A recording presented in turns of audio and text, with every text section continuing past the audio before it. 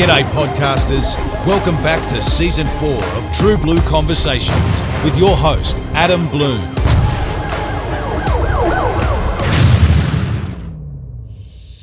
We'd like to thank Tactical Recovery for sponsoring this show. Head on over to tacticalrecovery.com.au and use the code TRUEBLUE for one hell of a discount. Tactical Recovery, magnesium-based muscle care, salty products for sore fuckers. Welcome, loyal listeners of True Blue Conversations. Today's episode is proudly sponsored by Australian Warfighter Coffee. Veteran owned and run, driven by a simple yet powerful motto: people over profit. Every dollar goes towards supporting veterans and first responder charity groups. Head on over to AustralianWarfighters.com and use the code TRUEBLUE for your exclusive discount. Because let's face it, any other coffee is just brown sadness water. Now, let's get on with the show.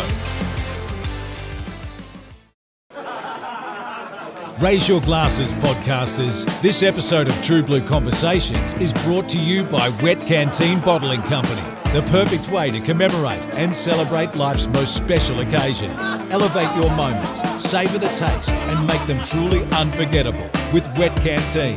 Head on over to wetcanteenbottlingco.com.au and use the code TRUEBLUE for your exclusive discount. Now, on with the show. G'day! Welcome to True Blue Conversations. I'm Adam Bloom. Today's special guest is former SASR and Commando veteran Jordan McCallum. And Jordan is a retired corporal, and he's joined us today to talk about his career in the ADF and his deployments to Afghanistan and also his life after service. Hi, Jordan. Thanks for joining us on the show, mate. G'day, Adam. Yeah, thanks for having me, mate. Excited. Mate, it's an absolute honour and a privilege to have you on the show, mate. So, Jordan, can you just tell us a little bit about you as a young fella? Where did you grow up? What was school like for you? And what sport did you play? Yeah, so I grew up in Logans, which is southeast Queensland, and pretty run-of-the-mill type upbringing, I suppose. I played basketball a lot, was a mad Michael Jordan fan, and also rugby union as well. Yeah, so that was my sporting background. Yeah, right. Yep. Yeah, mate. I think everyone was in the '90s. Everyone was a Michael Jordan. Everyone had the basketball cards. I'm still a mad fan, mate. Yeah. He's amazing dude. He's mate. the GOAT. Mate, absolutely. I will agree. I will agree with that, mate. I will say that he is the GOAT because Kobe and that came after him. Yeah, and, LeBron. LeBron, and but no, he was the GOAT. So what was school like for you? Yeah, school for me was pretty boring. I never really enjoyed school. It was boring. It was good. I've met some good friends that I still keep in contact with these days. I've got a sort of pretty close, sort of tight-knitted friends from high school. And really nothing sort of to tell there. Just normal upbringing in Logan, mate. A lot of fights, a lot of sort of survival tactics used, but set you up for later life, mate. So. Yeah, exactly. Yeah. so you go to obviously your first job? What was your first job after school? My first job was working at KFC. Yeah. Okay. Yeah. And then, so did you have any family members that had served in the military before you, or were you the first?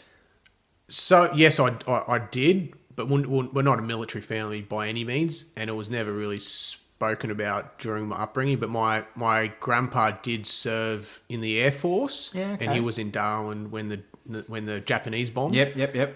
And also, my grandpa's brother, he actually served in the army but drowned during a river crossing on an exercise, which I actually didn't find out until probably about 6 years ago. Yeah, okay. Yeah, right. Yeah, so other than that, a little bit of history there, but not too much. Yeah, right. Yep. So for you, what was the main reason for you wanting to join the army?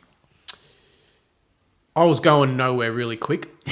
I didn't have any direction. Yep. And I thought it'd be a good idea. It was a bit of an adventure, a challenge, and it was all of that for sure.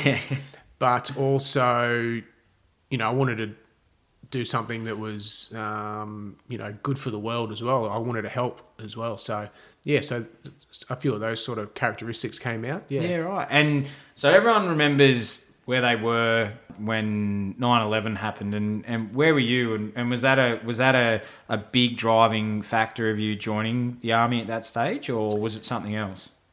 I had already signed up. Yep. So I'd signed up probably September 11, 2001. So I enlisted in 2002 in February, 19th of February. Yep. So it was, 4 or 5 months after 9/11. Yep. It took me 9 months to go through the process at recruiting in Brisbane.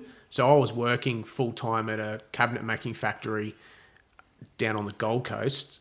And I remember when 9/11 happened, I actually didn't find out till September 12 because I was starting work the next day at 5 a.m. 5 a.m. start, so I'd get up at 4 and head down there, and there was a newspaper already obviously printed, and it had obviously September 11 trade towers falling down, and I was like, wow, this is full on, and I was 18 then, and a few of the guys were.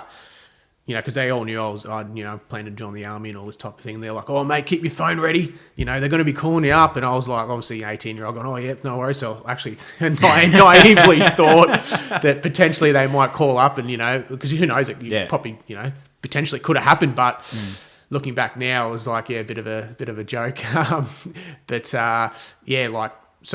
that happened, and it still took me, like I said, 4 or 5 months to get in to the military. From September 11. Yeah, okay. But, I do remember the morning quite significantly, actually. Yeah. Yeah, I think I remember it too, mate, because I was 8 years old, and mate, I was like, "Where's Cheese TV?" Like, where's Cheese TV? I was getting ready for school, and I remember it being that. Yeah, I was like, "What's going on here?" Like, there's mate, I actually thought it was a movie. I actually thought. This is a movie. And then when I saw the second plane hit the Tower 2, I was like, oh, actually, no, this is not a movie. Like, this is for real. And that day changed the world, mate. Like everyone remembers where they were, what they were doing at the exact moment. And I remember watching the footage of the second plane hitting.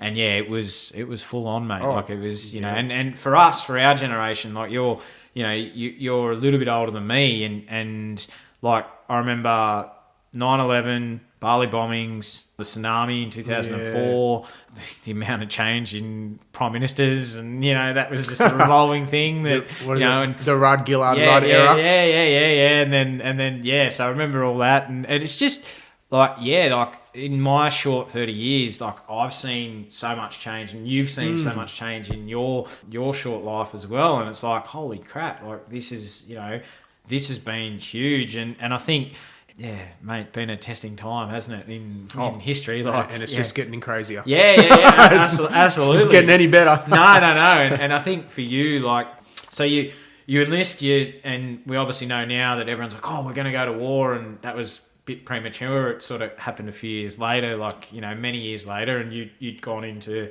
battalion life at that stage. And what was your memories of Kapuka like? What was it? Yeah, because you were obviously 18, so young, still young fella, 18. Was that a shock and awe? Like, oh my god, what have I got myself into? Or was it exactly what you thought it would be?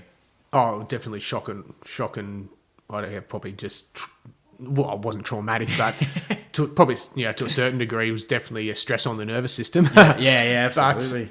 But, so that was, they talk culture shock, and it was exactly that. I remember, sort of eating my first few meals at my desk in my room at Kapuka, and all. Yeah, it was. At those initial stages, quite isolated. You hadn't really. I think the first 24 hours was quite isolating. I remember that because I like to socialise and I like to be around other people, like most people in the Defence Force. We're sort of team-orientated type people.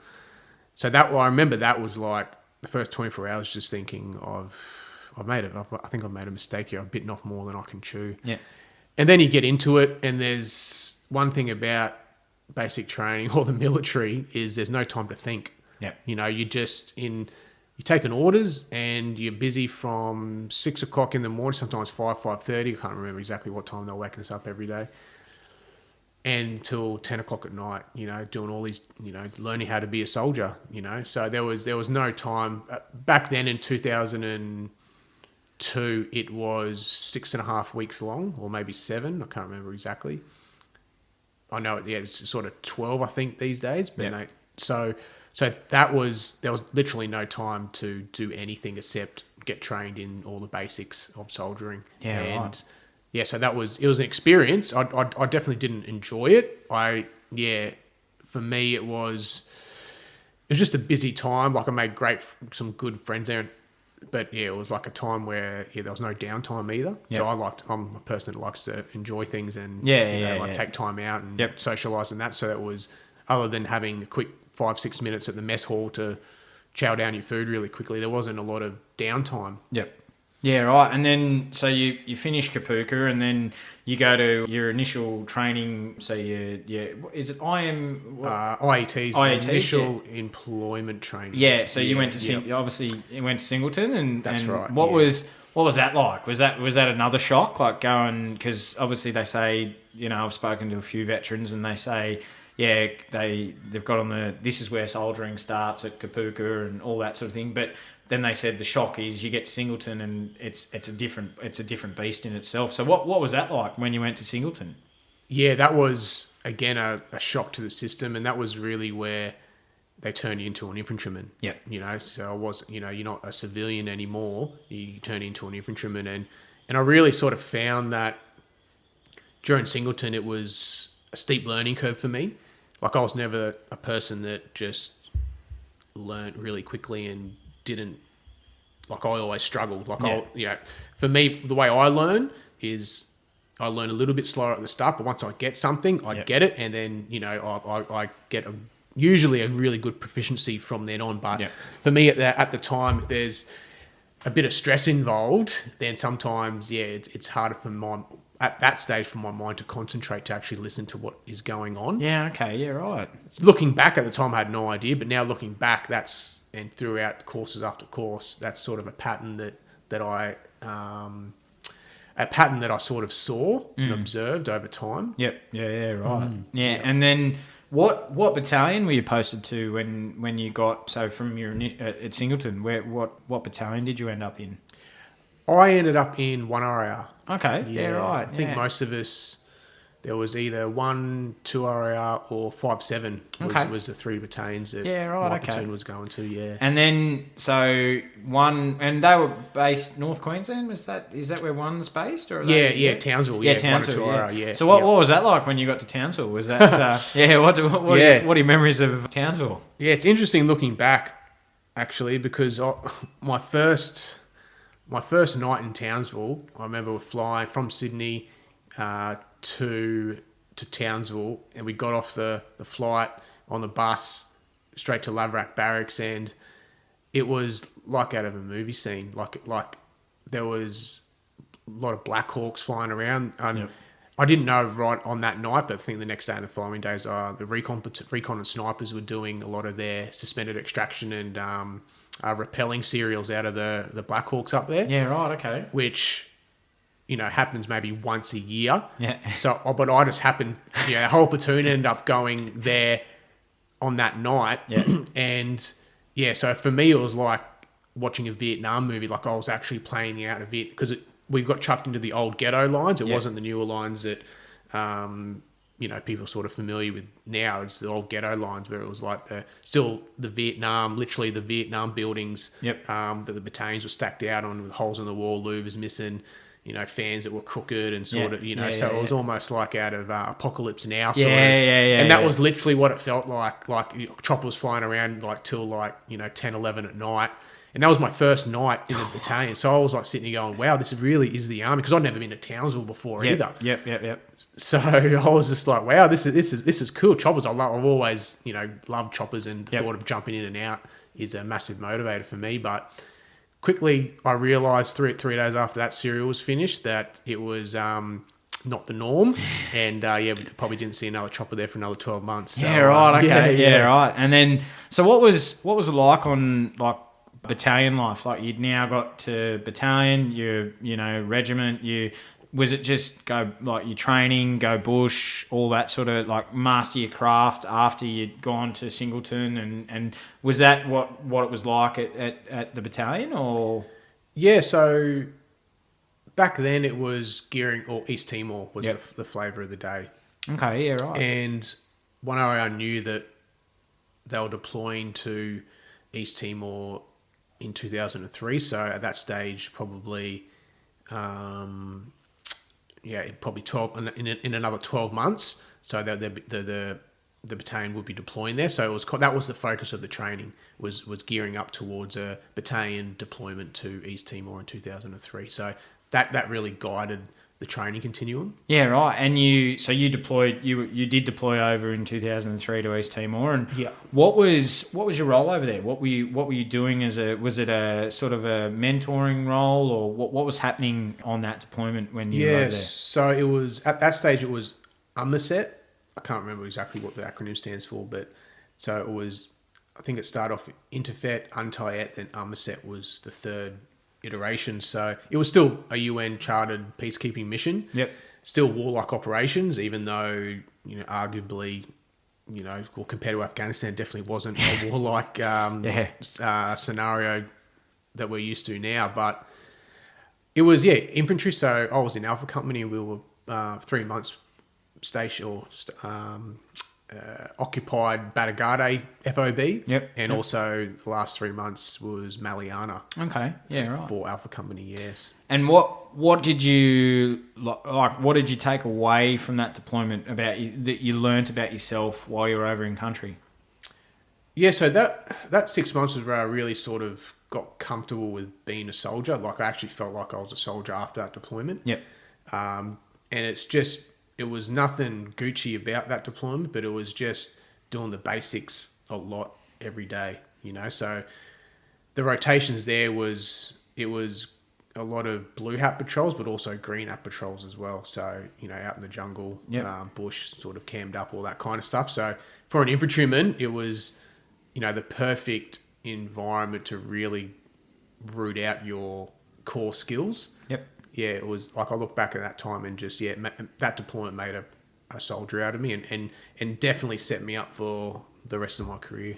So you end up obviously we know that the jungle is it can be unforgiving, and you would have learnt that over when you were over in East Timor and bit of Lantana. A bit of Lantana. Oh god, I love Lantana. Not cutting it now for my job mate. I hate it. Absolutely. I hate Lantana. It's so thick and doesn't burn, and it's crap. I know exactly what you're talking about. Lantana, great weed. Anyway, so you come back from your deployment to East Timor, and you went down the Special Forces path. And how did this come about? And had you been thinking about Special Forces for some time? And what drew you to go for selection for 4RAR Commando, now the 2nd Commando Regiment? Yeah, so I was 19 when I was in East Timor, and when I made the decision to go down to 2 Commando, I was still really young. So I didn't, at that time, I thought that there's no way that I'm ready for the SAS. So it was, for me, looking back, it was a good decision to go to 2 Commando. And a lot of the guys in 1RAR, there's a couple of guys specifically in Alpha Company that had already trained up and was going to 2 Commando, like on their CTC. And I was just talking to those guys and, or seeing their preparation run around the battalion area.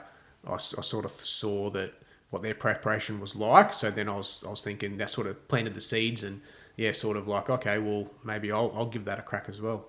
So, and you talk about that, like you talk about, you're watching those guys. How did you mentally prepare for selection? Because, it was grueling. Was there any books that you read on, developing? Because everyone knows it's, a lot of it's meant, and you've done a lot of work since, and obviously we get to your selection for SAS later. Was there anything that you did mentally to prepare you for selection at that time, and especially being so young? Not really, no. Like I just remembered just getting into the core skills and making sure that my fitness was up to standard. Mentally, I honestly, and back then, like I don't think there was as much around the training mentally for SF and that. It was just not really everyone sort of knew that you have to be mentally strong, but these days there's a lot more awareness about, mental health and having a strong mind and that. Yeah. Back then it was really just simple of just making sure my body was right and I was fit enough and giving it a crack. Yeah, I really didn't look too much further into it, to be honest. Right. Yeah. So what Probably a little bit unprepared now thinking about it. And what year was that? What year did you go for selection? Was that 2004? 2004. Yeah, okay. Yeah, right. And so how many started selection with you and how many finished the course with you? Yeah, good question. I can't remember exactly, but it was a big intake. So I think it was at least 150, and then I think at least 70, 75 people ended up starting and commencing the reinforcement cycle. Yeah, it was a big intake. Yep.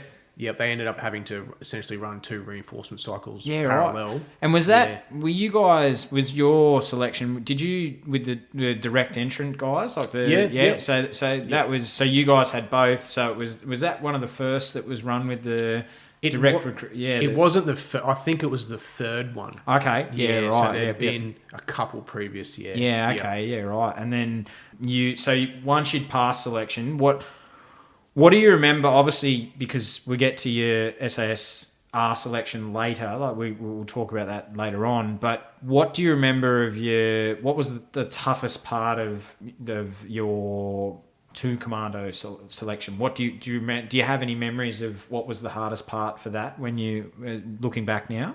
Yeah, I do. Demarcation for sure.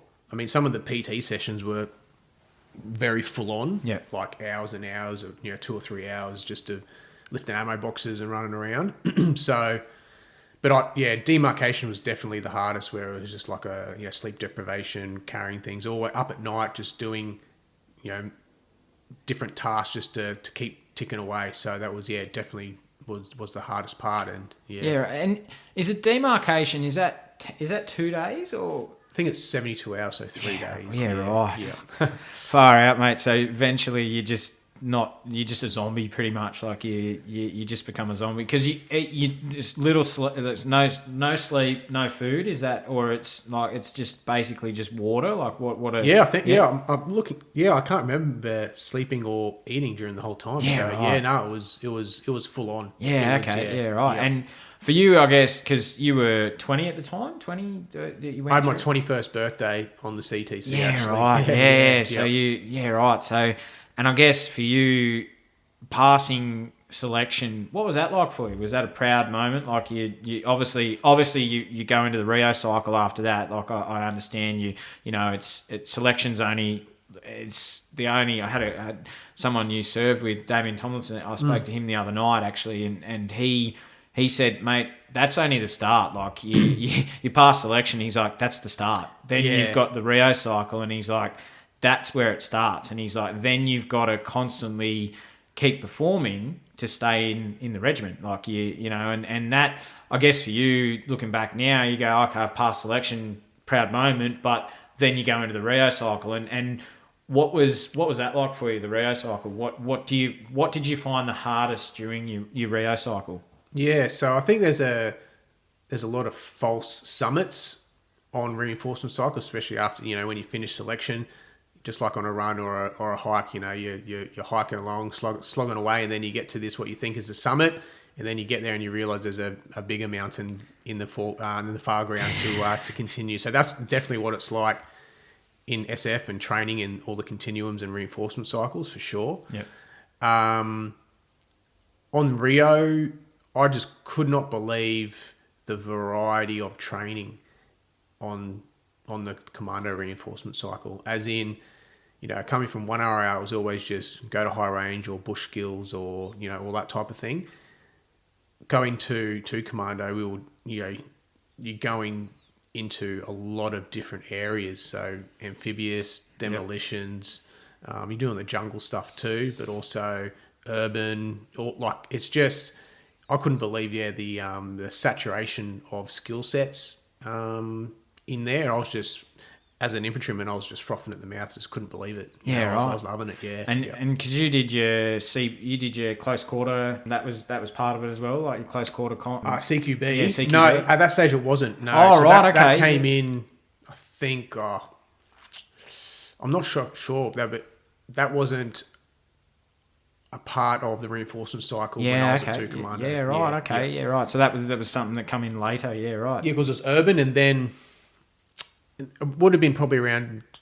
Don't hold me to this accurately, but around 2010 maybe. It started getting introduced. Right. Yeah. Okay. So you finish the reinforcement cycle. And what company were you posted to after Rio? Alpha Company. Yeah. Okay. Yeah. Right. Yeah. And so what was that like for you? Finally, like you'd passed selection, you'd passed Rio, and you got your beret. Like what was that like for you? Well, we didn't actually have a beret parade. Okay. Yeah, it was. I know they've changed that a lot now. Yep. But we never had a beret parade, so that was disappointing. Yeah, right. And so we just literally got, you're not on Rio anymore. You get posted Alpha Company, and that's it. Sort of. So it was. I know they've changed that a lot now, and there's a lot more effort. And the moment and the occasion is more sort of celebrated, which is good and needed. Yeah. But at that stage it was literally like, qualified now, get into it. So, Okay. Right. And then so you get to Alpha Company, and then you deploy to Afghanistan, your first deployment. What year was that? So it wasn't. So it was actually an interesting time because our exercises in 2000 when was it? It would have been 2000 end of 2004, the start of 2005 when I went to Alpha Company was a very busy time. Yeah, okay. When it came to exercising, Yep. like we were very busy in doing the full suite of different exercises. So Talisman Sabre with Amphib and target prosecution up there. So that's when the call came out from government that Afghanistan Ops Slipper was coming out and commandos were going to send a contingent there. Yep. And it was Alpha Company, but it was a company at that stage. The contingent size was a company minus, so only a platoon. So we had 3 platoons in Alpha Company, and only 1 platoon went over. Yeah, okay. Literally, it was 1 platoon.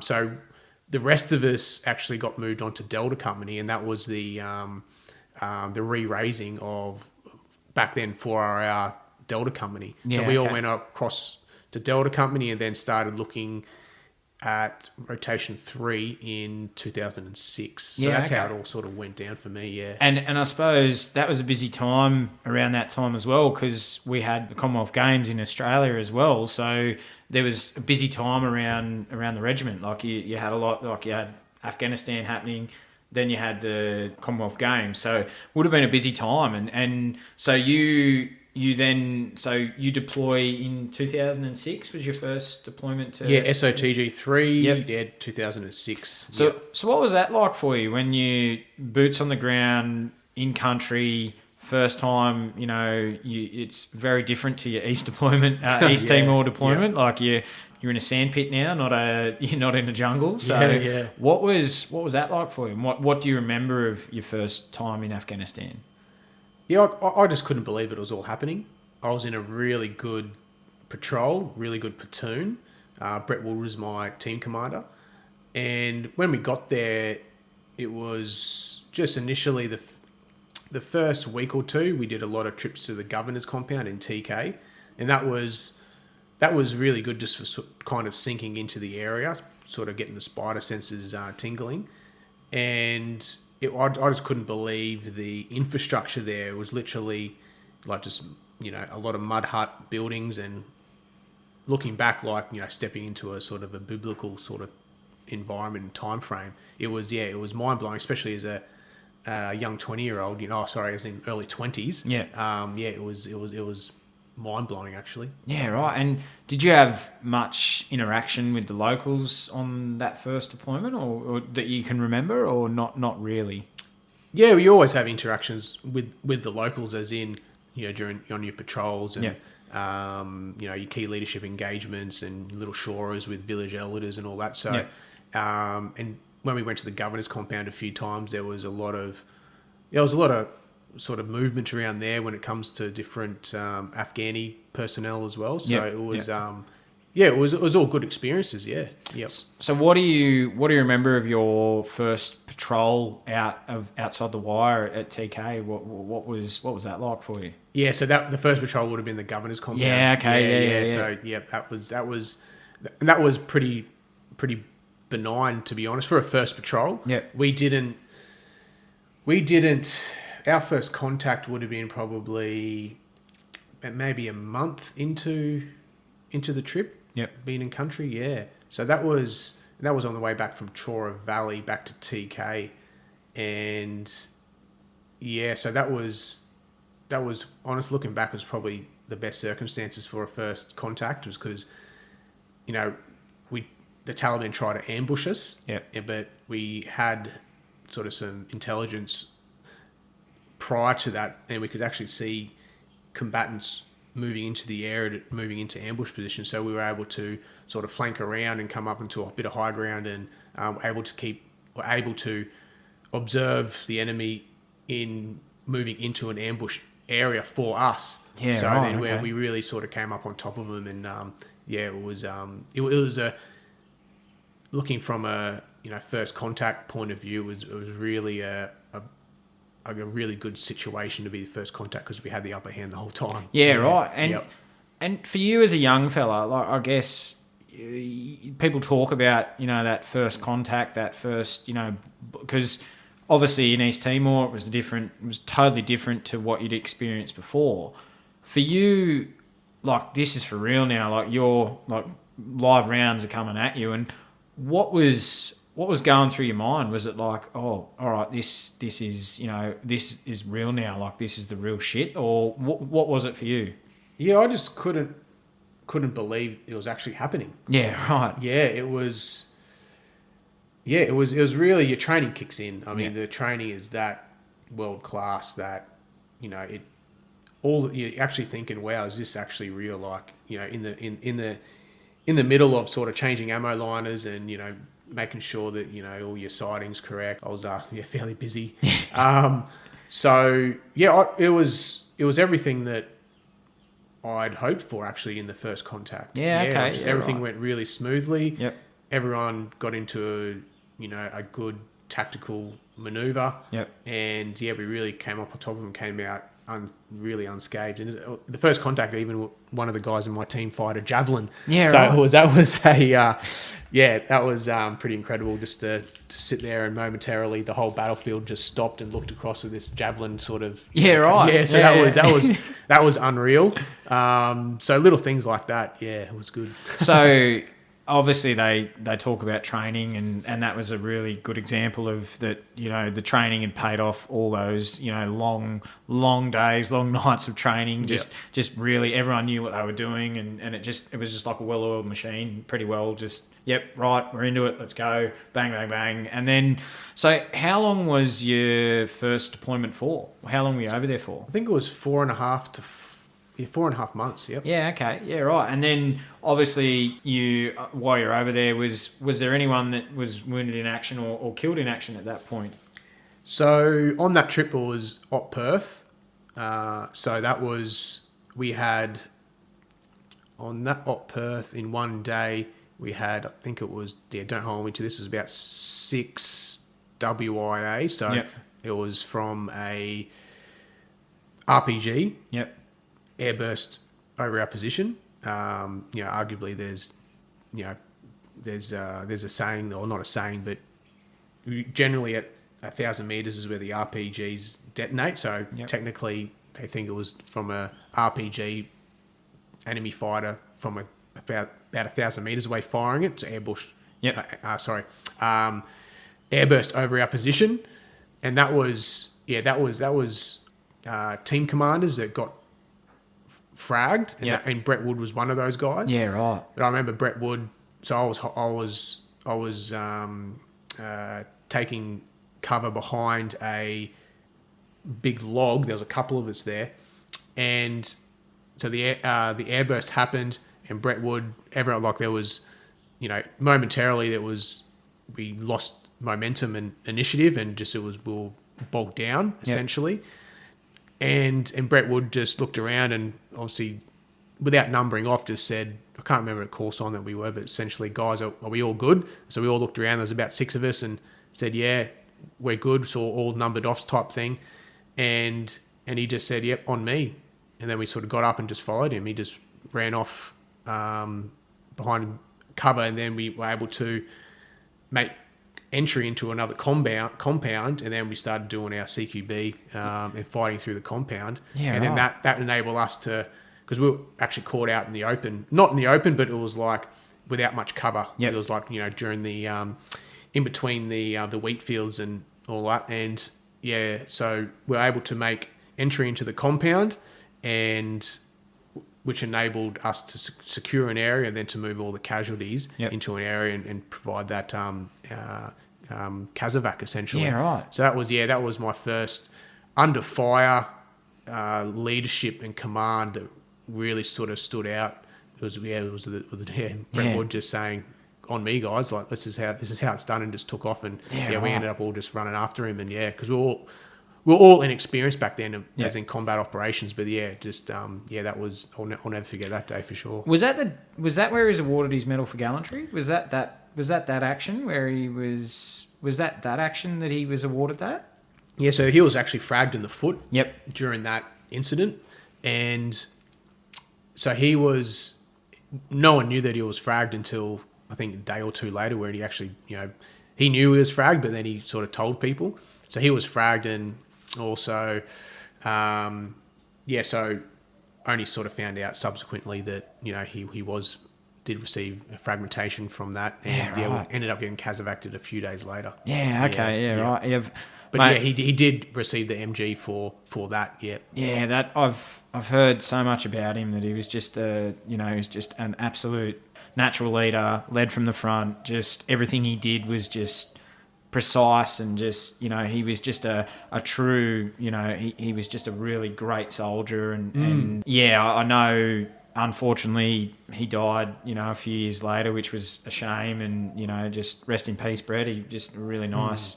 Really, I've heard so many great stories from a lot of good blokes that knew him, and one of your former COs spoke very highly of him, and I know that there's a lot of good things said about Brett, and it's a shame that he paid the ultimate sacrifice, and definitely, from your sense, a really good, great mentor for you as well as a young soldier coming through the ranks. Yeah, definitely. And it wasn't only just that action, like obviously that action as well, but just throughout the whole deployment too, his conduct, and even subsequently after that on TAG East, when we were in the same team as well for a little while there, and Brett was Brett, you know, like there wasn't any, he was just himself, but himself was like just a really good dude, a really good guy, and just ultra competent and proficient at his skill sets. Right. And then so you have that, and then you come back. So you come back from your first deployment, and how did you think you went over there, and was it what you thought? Was it everything you thought it would be before you deployed? Yeah. So it was. Yeah. I only got maybe a month off. I think I got a month off. And then I come back, and I was nominated to go on a CQB course and go to TAG East. Yep. So that was for me. It all happened really quickly, and I got nominated. One of the only, I think it was maybe 2 guys from our platoon to get nominated for that course. So yeah, it was a privilege to actually be nominated. It was fairly competitive back then. Yeah. So to get nominated, was a privilege back then, because back then it was just before the Afghan happened, the place was Tag East. That was the premier area of the unit to get to. I know a lot of things have changed now, but that was the mentality back then.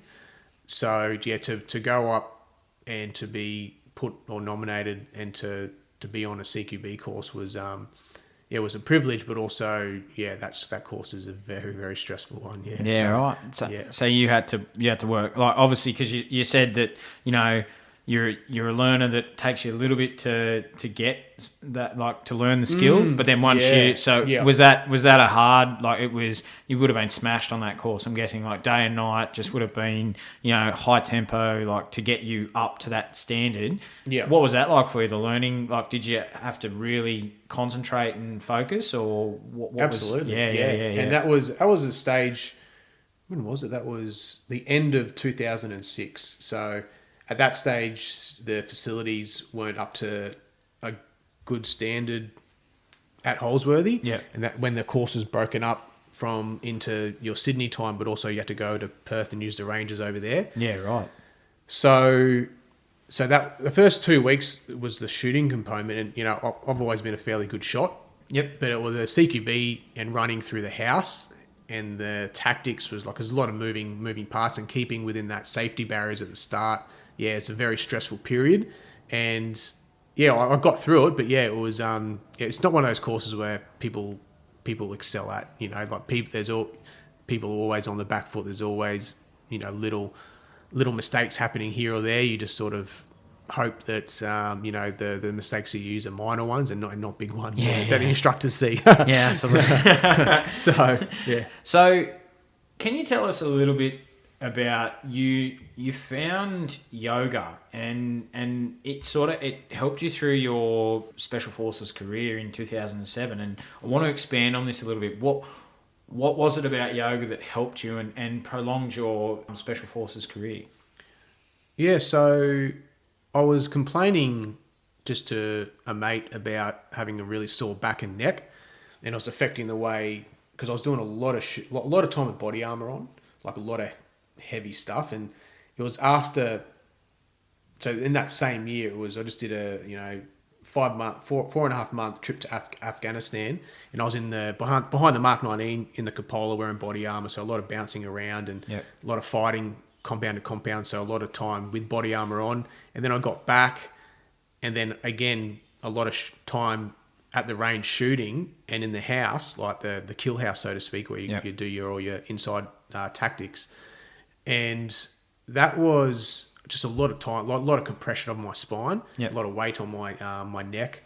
So I couldn't sleep properly. That was obviously affecting my recovery. And I was getting like headaches and migraines and stuff. So I was getting like 2 massages a week, and that wasn't, you get some temporary respite, but it wasn't actually working.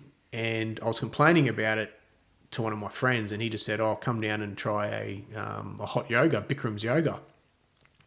And I'd never really, I think I'd heard of yoga, but I obviously didn't know anything about it. And I was like, okay, you think it will help, one of your mates that I respected. And so I went down there one evening after work, and it was back then it was a 90 minute, 26 postures, 2 breathing exercises in 37 degree heat. Mate, it was hot in there, and it was a interesting experience, as most people can attest to, people that have done a Bikram's yoga session, especially the 90 minutes. I know they've brought it back to 60 minutes these days, because 90 minutes is a long time, but it was, afterwards I just felt this like looseness in my spine and my neck, and my pain just went away. Like, it'd come back every now and then, but if I had to really incorporate and be smart into my training program to factor in when I could, 1 or 2 yoga sessions a week.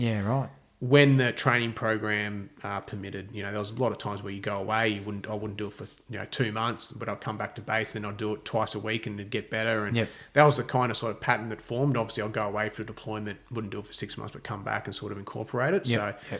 And I really found that was just like incredibly beneficial. So it's, touch wood, I haven't had any surgery on my spine, but I attest the regular yoga sessions for not going down and the surgery route. Yeah, right. I okay. really attest that to preventing that. So finding yoga was really that sort of saving grace sort of moment that actually sort of helped you staying in SF a lot longer than what you could have. It could have been a short temporary SF career. Definitely, exactly. And I was really, at the time, I was really stressed out about it because I'd done one trip.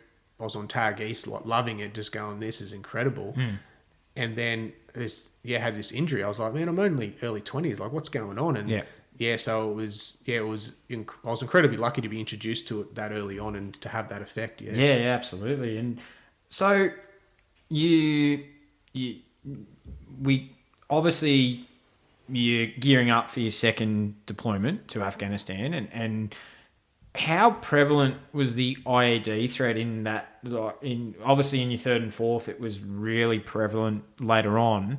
But in your second, do you remember? Was it not as prevalent as it was in the third and fourth tours? Like, what do you remember? Was there much spoken about it in your pre-deployment training and all that sort of stuff? Or it was. I remember in 2006 there was one of the LRPVs, one of the SAS guys, got hit by a IED. I think it was a V-bit IED. But that was really the only... So we were aware of it, but that was the only incident that on my trips. I can't speak for other rotations. Yeah. But on my rotation 2006, there was one, but not with commandos. In 2008, we were still aware of them, and obviously still within our tactics, tried to obviously search for them, etc. But we were very lucky, touch wood, that we didn't have any encountered on our 2008 trip. And we drove around a lot. We spent more, or you spend a lot of time outside of the wire regardless. But I just remember, we'd go out for over a month at a time on that 2008 trip. Yeah, going right. from valley to valley. So long range patrols, all that sort of thing, or? The terminology of long range, in Afghanistan, arguably you probably weren't long range like they did in Iraq or sort of back in sort of World War II or whatever. Sterling crossing the desert, it wasn't that. But because we had so much resupply coming along, like they could just do a CH-47 resupply. So that was, and the SRVs aren't set up for long range either. But we were out for a long time getting resupplied for sure, and there was a lot of times where we'd blow CV joints, diffs, all that type of thing. And sometimes we'd have to get the mechanics heloed out. I remember one of our guys, he was a qualified mechanic, so he was under the bonnet a lot. Did a lot of long hours under the bonnet trying to fix a lot of the issues. So it was incredible patrol actually to be out that long. But it wasn't. I suppose it was a long time frame, but it wasn't really a long range in the traditional sense, I suppose. Right. And obviously, you were over there in 2006, and had the country gone forward when you went back in 2008? Or was it? Or did it stay the same? Or good question, I suppose. It's hard to tell actually. It's because it was moving forward. I know there was a lot of more infrastructure and schools being built, hospitals.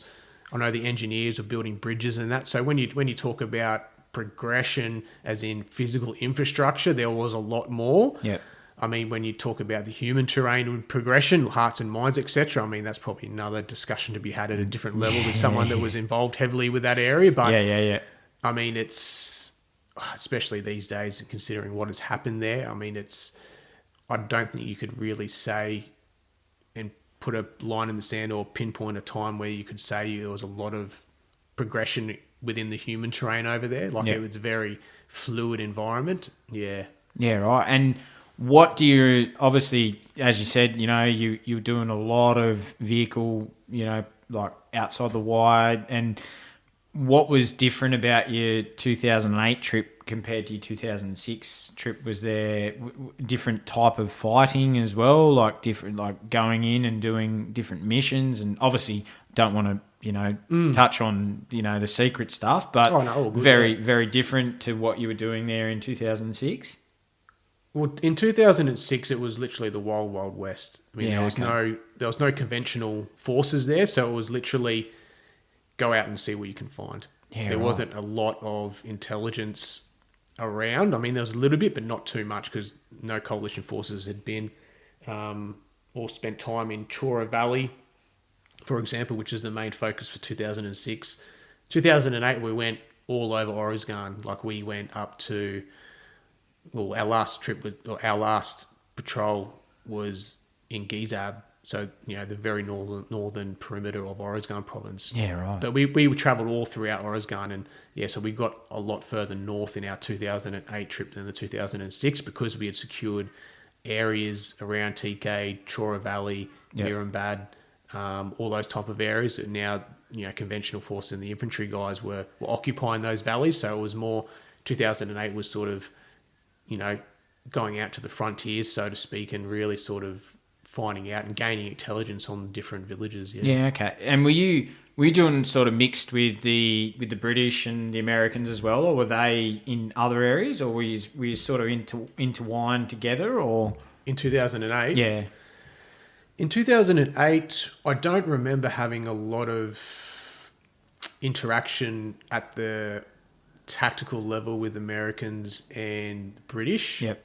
The British were a lot, obviously, in Helmand, to the province to the west of Oruzgan, but we had a few Americans there. And again, I know other elements of SOTG would have had experience in shared patrols with Americans. Like I can't remember what year Dono was awarded 2008. his VC. So there was obviously the SAS guys were doing things with the Americans for that, but for the commandos at that, we weren't, for that trip, we weren't too heavily involved. We had whole Commando CCG, so Commando Company Group rolling around. So we had a big signature on the ground, it was huge. Okay. And did you, on that trip, did you lose any guys, or were you made it through that rotation without any loss of life? No, on that rotation, we lost Lance Corporal Jason Marks. Oh, right, okay, 27th of April.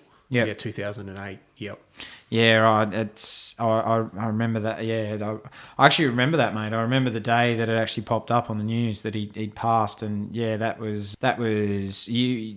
That was out on patrol, wasn't it? You guys were out on a patrol. Yeah, we like I said, it was a crazy day, man. It was.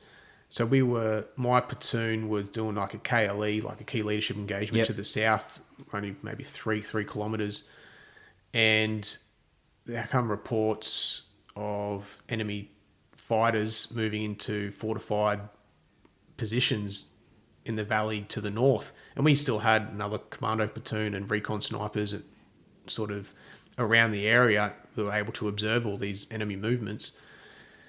And we literally walked into an ambush.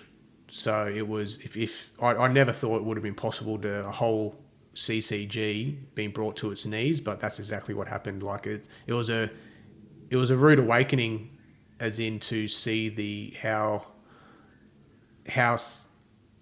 successful having a position that was camouflaged and fortified and able to interlock arcs in a valley. So you could, I can't remember exactly how big the enemy footprint was, but definitely wasn't 100 commandos. So probably sort of 90. But it was that day we got our asses handed to us. So it was it was not a fun day, and to say the least. And I think maybe 5 or 6 other guys got shot and seriously wounded as well. Yeah, right. So that was probably in Afghanistan. That was the worst day. Yeah, right. Okay. Yeah, right. Sure, on that trip. Yeah. And because I guess, for us, like looking in as civilians, mate, we would go, what's, because I know most people go, oh, the enemy are just, they're stupid, but they're not. They were sophisticated people. Like, the enemy were sophisticated in what they were doing, mate, and they gave just as good a fight as what we gave to them. Like, and you were on the ground, you saw it firsthand. So, and they were always adapting their tactics too, weren't they? Like, every time you went, the tactics were changing every time for their side of their fighting as well. Yeah, absolutely. And a lot of these guys had fought the Russians in the 80s, so and the terrain hadn't changed. Yeah. So they would have had the experience of the home ground advantage, and another occupying force in their country coming into the same valleys. I mean, they would have just hit and repeat in their tactics. Yeah. All they would have to do was make sure their guns were oiled and serviceable, and and we walked into it. So we learnt very quickly from then on to change our tactics. Yep. And sort of listen to the intelligence picture a bit more. But it was definitely a rude awakening, and I can't speak for everyone on that trip, but I just remember looking around, and it's like like any professional fighter, you win some, you lose some. Yeah. And that was definitely one that we got beaten, and pretty comfortably from their side of things. Yeah, I'd say. And what was obviously, what was the effect of Jace's death on the boys, like with you, and you were there on the ground that day? Did it just uniform you guys more to, this is real now, like we're in the fight to, this, we're not gonna let Jace's death be, not meaning, like it meant something. And what was that like for you guys as platoons together on the ground when you lost him? Yeah, so good question. We went back to TK to look at our wounds essentially and regroup, and we went out there within 24 hours. I think we had one sleep, and then that afternoon or night we reinserted, and then we went through the village using the period of darkness, obviously, but using our technology and our tactics properly to go through and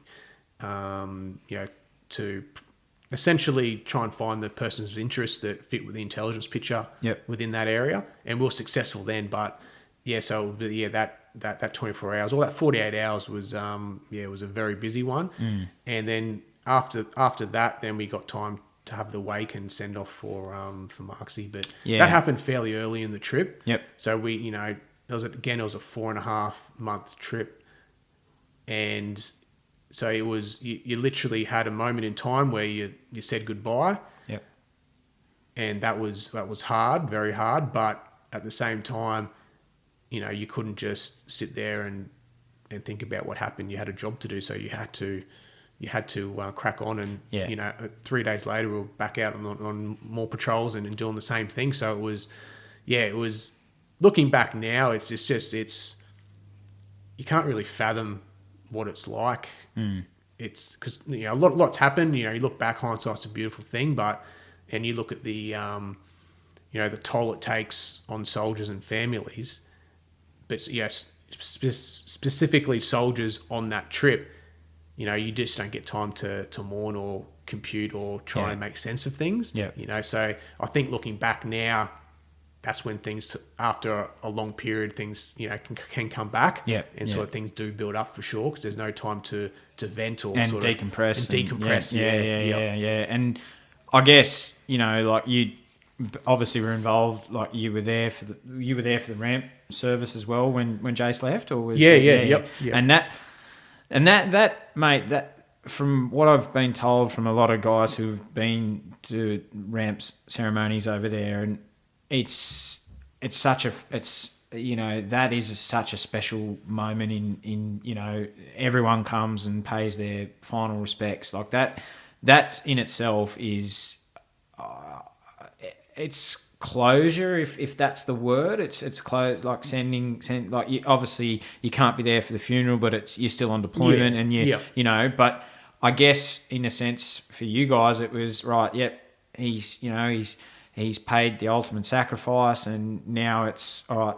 We're still like we've got a job to do, and and I guess looking back now, as you said, to decompress hindsight, at the time you were just so focused on the mission, why you're over there, what you're doing, that you didn't really get that time to reflect, and it's only years later that you actually get to reflect on that you'd lost a mate, and a mate out of the the platoon. So absolutely, I think it's a really it's any soldier would face. It'd be a hard thing to face, like you've lost a mate, like essentially. Oh, exactly. Yeah, it's one of those things that I don't think anyone on that trip had experienced before. Can't speak for everyone, but I'm pretty sure for Delta Company, that was the first KIA for sure. Yeah, right. Okay. Yeah. In contemporary times. And then obviously, so that was very early on in the trip. You then finish your second deployment, and then you make the decision after your second trip. You come back after 6 years in 4RAR, now to Commando. You made the decision to try and pass selection for SASR. And what memories do you look back on most fondly of your time in 4RAR Commando, now to Commando for those who don't know what it had a name change in 2009. And how was it for you when you told the boys that, hey, I'm going to go and try for selection in SASR, and what was it like when you got over to Perth, and how were you received over there when you got over to Perth? Yeah, so it's from someone from 2 Commando or 4RAR crossing over to go to the west, SASR. There's always an element of risk there. In the risk to not only your reputation but physically as well. But it's very a tribal environment, 2 Commando, and also in Perth as well. And it got taken a few different ways. Like some guys almost took it personally. Some guys totally understood and wished me luck, and were very supportive. And it was a bit of 50-50. I don't have the exact numbers on it, but it was definitely a hard decision. I love my time there. The deployments that I had there were incredible, like more than I could have ever imagined, good and bad. But I just felt like there was a need to go. I felt like it was within my reach. I never thought that I never thought that I would have been in Commandos and have gone to 2 trips to Afghanistan and been in Tag East. Like for me, I could not believe that this is the life that I was living. But now that all that had happened, and then within my grasp, it was to actually be in contention or to apply for the SAS. I was just like, it's a kind of a moment, an opportunity where I'm like, if I don't give this a crack, the what if, the regret. Well, yeah, it's just just go all out. Like if you think you can do it, or even if you think you can't, like give it a go. You just never know. And that was really the situation. And I did like Perth when I went over there on my CQB course in 2006. I actually really liked Perth. Yep. I didn't particularly like living in Sydney.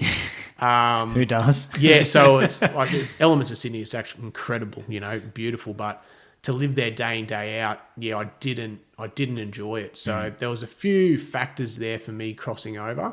But it was mixed responses.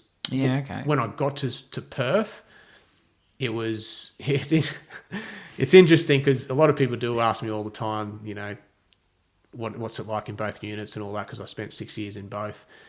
And for me, I had the unique opportunity to see it from both sides. Yeah. I mean, because a lot of people would hear of the rivalry and the tribalism to it, and it is definitely in full swing. Yeah. But when I was in Commandos, a lot of the hierarchy, and not everyone, but a lot of the guys were, slagging off SAS guys, saying, they were shit rah and all this type of thing, and all these different stories. And then it's like, okay, yep, sort of, take it with a grain of salt. It's an interesting story, all that type of thing. And yeah. And then when I got to Perth, there was the SAS guys. I was saying how shit Commandos were, and all these same stories. I was just like, okay. So I had a good, unique opportunity to see it from both ends. Yeah. And I think for me, like I look at both units as both my family. Yeah. And it's kind of, in a way, it's kind of like the SAS being the older brother and 2 Commando being the younger brother, as in, and when you have an older brother that's been around the blocks a few times, very experienced, knows how to move, very confident, doing his thing, but you've got a younger brother that's just as capable, hungry, and very competent, and just wants to get his hands on everything and do everything to the best of his ability. So it's kind of, that's the way I kind of see it, in a very sort of subjective, my own personal opinion, type way, and is kind of, just 2 very capable units, but just obviously highly competitive. And when you're talking about alpha males in a competitive environment, I mean, they're always going to hate the other person, like all the other units. So it's expected. So, but I always tried to, I've got incredible friends still on both sides. Yeah. So for me, it's, just acknowledging the positives and admiring the strengths of both units, because they're just, you can, what's that saying? You can sleep soundly at night, knowing that people are going to, do violence on your behalf type thing. But in a sense, that is completely accurate, where it's like Australia can rest easy knowing that you've got these incredible units and these incredible guys that are willing to knock death on the door and to, in the national security area. Yeah. So it's, it is very humbling to know that, Australia has got those quality guys and capabilities. Yeah. And mate, I think like you've got fond memories of that. You look back at your time in 2 Commando, and then you got fond memories in SASR as well. And I think that's why I wanted to get you on, because you've sort of reached the pinnacle in both. Like you've reached the pinnacle of being the tip of the spear, and also being the pinnacle of SASR. So mate, it's an amazing, like, to even, as you said, to get to, like, as you said, to get to like 2 Commando, 2 trips, tag east, like, mate, you're like, wow. When I joined the army, I had no, I didn't even think that was possible. To then go to, to then be in the SSR as well. It's like, wow, am I living, like, I've really, but I think it goes to show that if you set the bar high, mate, you can achieve anything. Like if you, with the right mindset, the right discipline, the right focus, you can reach the pinnacle, and you've done that, mate. And that's a credit to you. And then I think if anyone listens to this who's thinking, well, and as you said, it was something that you said in the podcast, that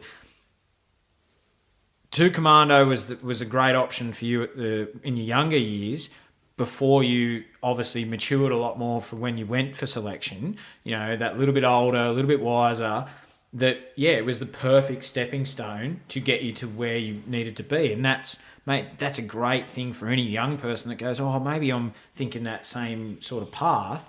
Yeah, maybe do that. Maybe do the step of, go to 2 Commando first, learn your trade, because it obviously helped you going forward for SAS.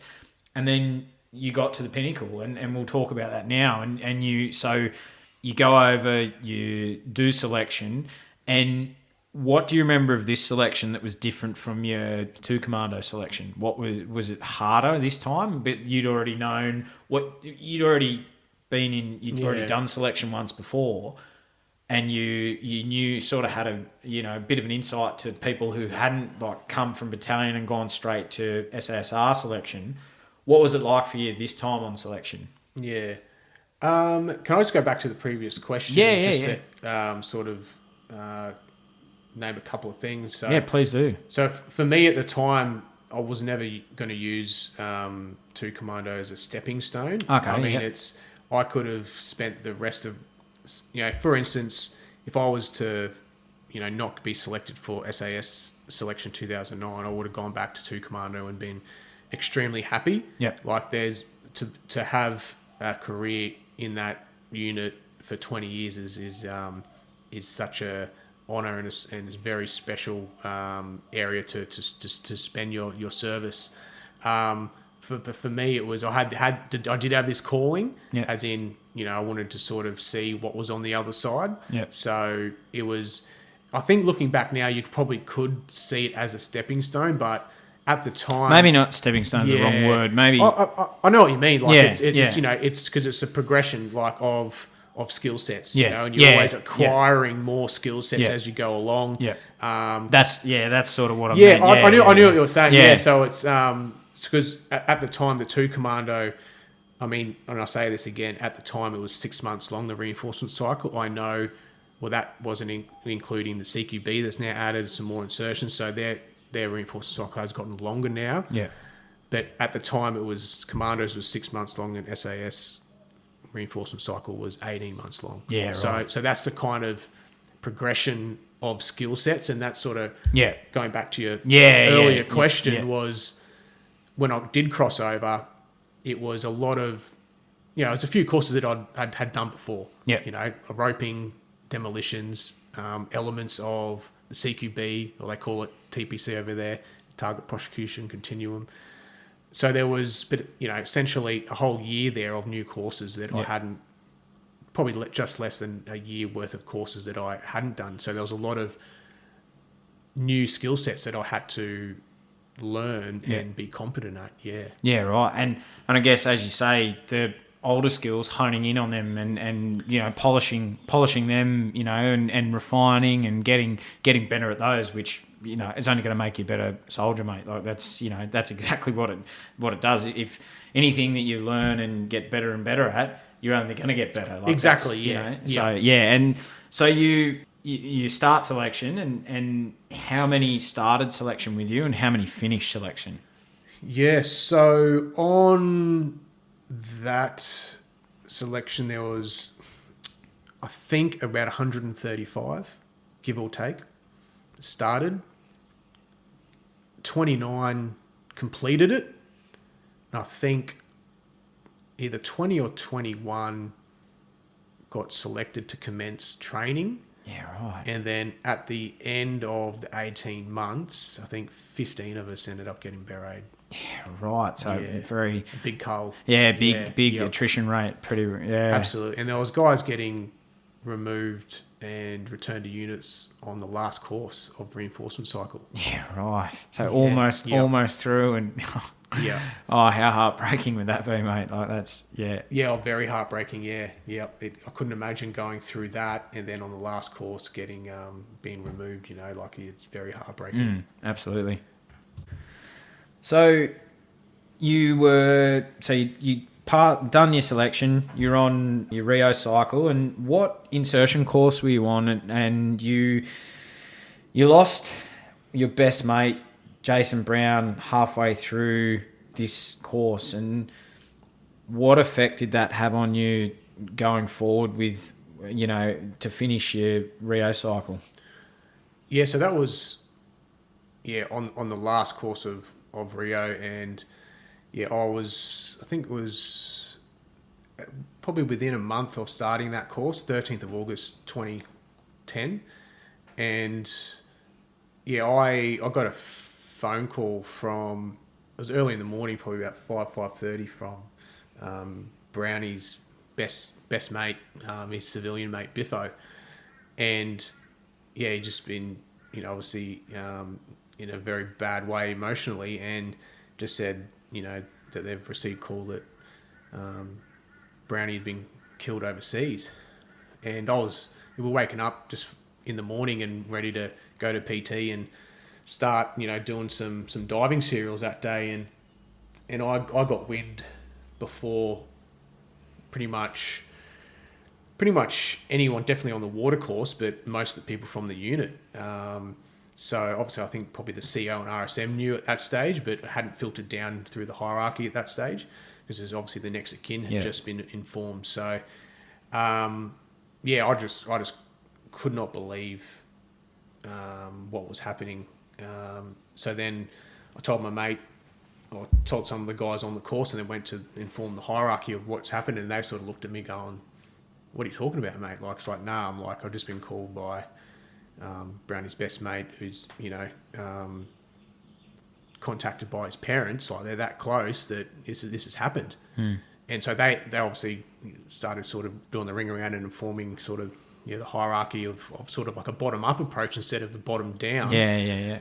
And so then I was like, okay, well, we'll just have to. I'm on water course, so last course of Rio, still like the hardest course I've ever done in the army, to be honest. Yeah. 3 months of being wet, cold, hungry, and tired. So it was, it was some cool stuff. But yeah, it was definitely a ball breaker, that's for sure. So that happened, and then I think for about a week, there was a lot of repatriation, sort of organisation, administration, funeral, all that type of thing. So for about a period of about a week there, but we're still on course, so we still did, still training as per usual, and I ended up going back and doing the ramp ceremony held in Perth on the way through, where Jace's family come over on the back of the, I can't remember, it was it was a C-130. I think pretty sure it was a C-130. Could have been a C-70. I can't remember exactly, but on the back of the aircraft, they had a ramp ceremony for the guys in Perth, and then there's repatriation continued on to Sydney. Yep. For his funeral. Yeah. And for you, because you were very close, you best mates, you went to Commandos together. You were at 1RAR together as well, or Brownie was in 1RAR before going to 2 Commando. But he was Alpha Company and then went to Recon. So what was it? I think for that East Timor trip, the guys within that, I think it was 6-3 Alpha. I think there's And then so you two were very close. Obviously, you were at 2 Commando together. You obviously you were going through your selection, and Jace was already over there. Yeah, that's right. Yeah. So, and I guess for you, because you guys were so close, was his death, it just like for you, did that make the hunger to get your beret? Like, was that like, looking back now, was that sort of a like, you're like, yeah, because you guys were very close. Was that like, I want to finish this now and become beret qualified, or looking back in hindsight, or? For me, it was just a matter of just trying to, like, emotionally, I was just a wreck. Like, I didn't have time to have any foresight or have any, I suppose, plan of what I wanted to do. It was, I just couldn't believe it, because we lived next door to each other. Yeah. Like, literally, when I was still on Rio, I haven't even had my beret.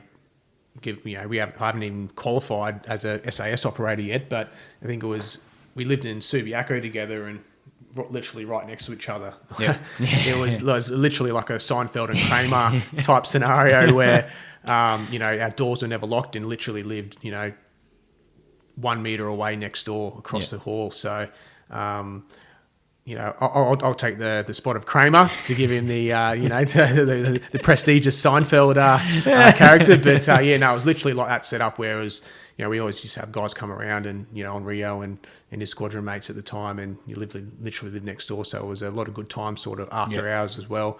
But then there was a whole process then of, because I actually dropped Brownie on base before he left. Yeah, I dropped him off, and he actually said to me, he goes, "Oh, if anything happens, can you make sure that all the administration and that's taken care of from this end?" So I, when all this happened, I was like, I couldn't believe it. Like, just like kind of trying to think of shit. What did he say? Like, what was, what did I promise him that, because I was like, as soon as he said, I said, "Mate, don't worry about it." Like, you'll come home. Don't be silly. You'll come back. And then sort of, I remember, shook his hand and then at the front gate, and then as he walked in, and that was the last time I ever saw him in the flesh.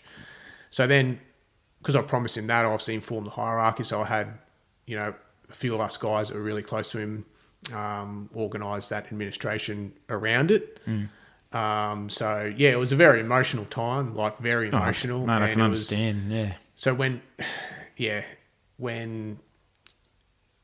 it came to the beret parade, it was kind of, for me, it was a bittersweet. It was a really, good time, as in proud time, but also I lost, my best mate. Yeah. Less than 2 months earlier.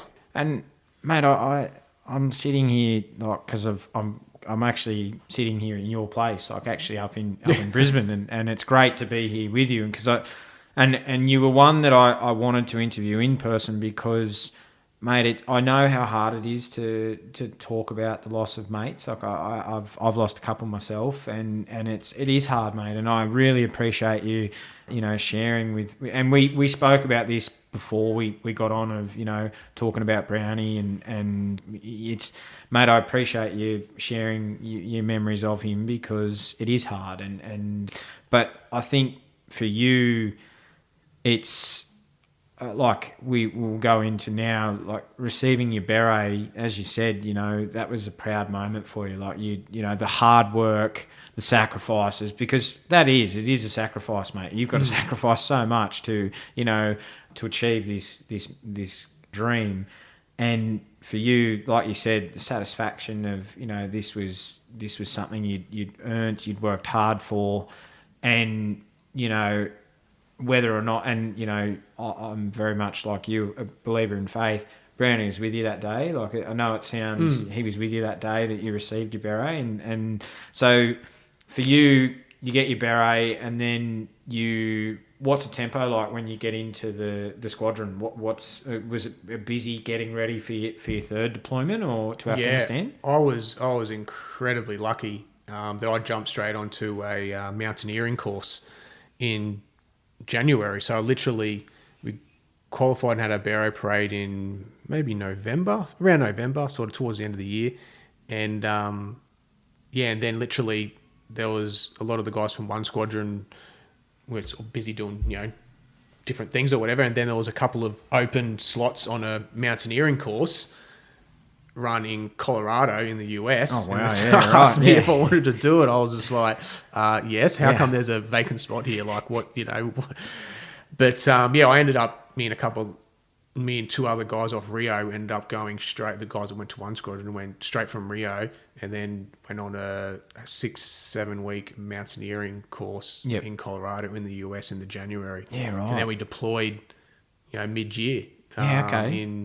In for one squadron over in to Afghan in 2011. Yeah, right. So it was incredible. Like the timing of it is just, like I'm incredibly lucky to be able to sort of jump from one thing to the next, and then I love climbing, I love mountaineering, and I hadn't been to the US at that stage. Just for me, it was just like, wow, this is this is a dream come true. Yeah. And I guess for you, in a sense, mate, of when you joined the army, back in 2002, to be like, wow, I'm now in America doing, I'm seeing the world and I'm getting paid to do it. Like it's pretty cool. I just remember back in 1RAR, if you had a silver compass and a snug pack 3, you were considered switched as. But now to be in the, special forces and the SAS in particular, where you just get all these all this equipment thrown at you, issued, really good stuff, and all these carabiners, climbing equipment. I could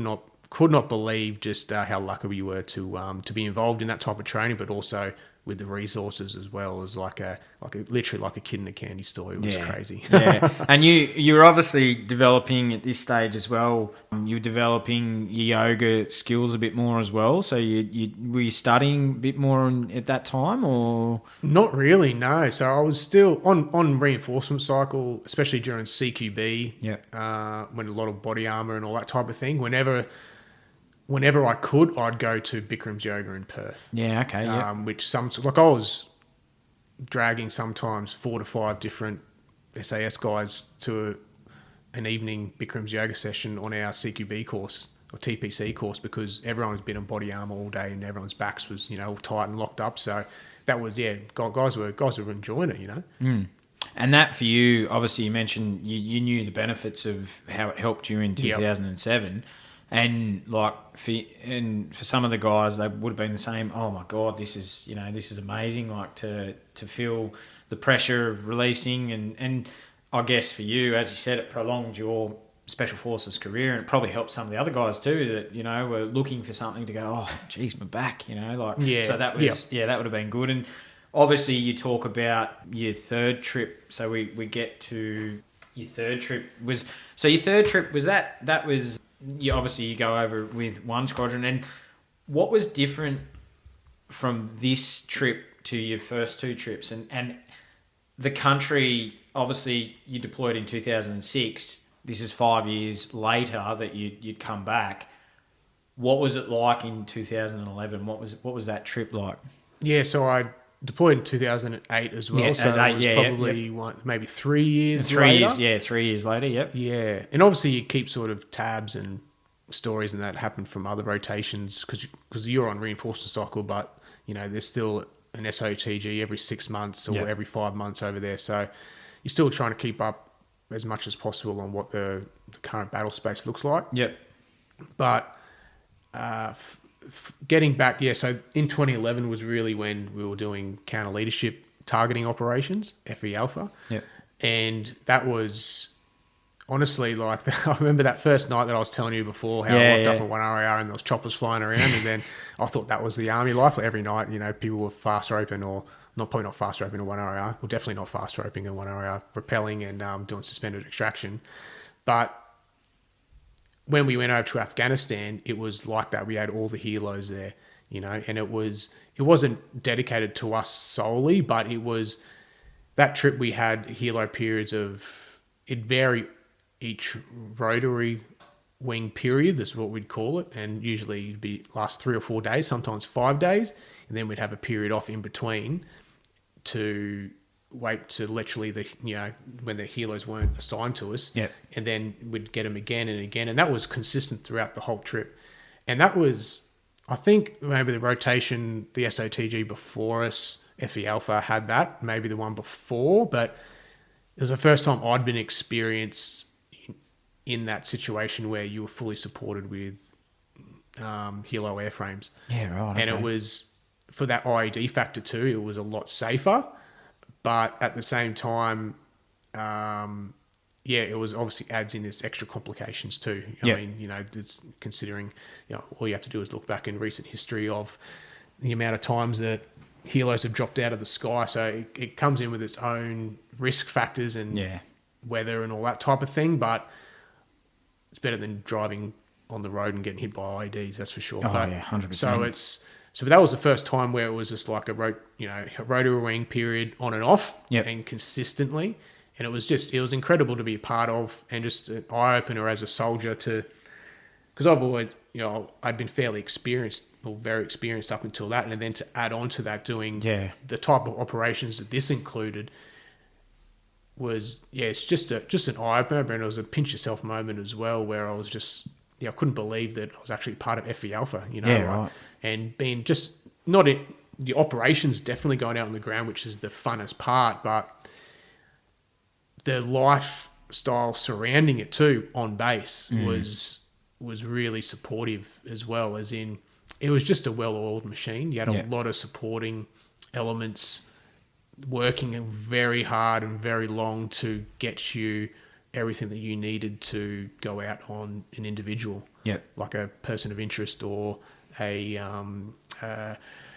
member of the Taliban that was on the JPEL list, the Joint Priority Effects list. So it was a lot of intelligence, a lot of planning, but also a lot of different areas wherever the intelligence would sort of gather and where they were on the ground at the time, because it changed, within a snapshot, within a matter of 2 or 3 seconds. Your whole mission could be called on or off or change a totally different area. And this trip for you was obviously, as you said, it was different to the first two. It was the first, airborne, flying.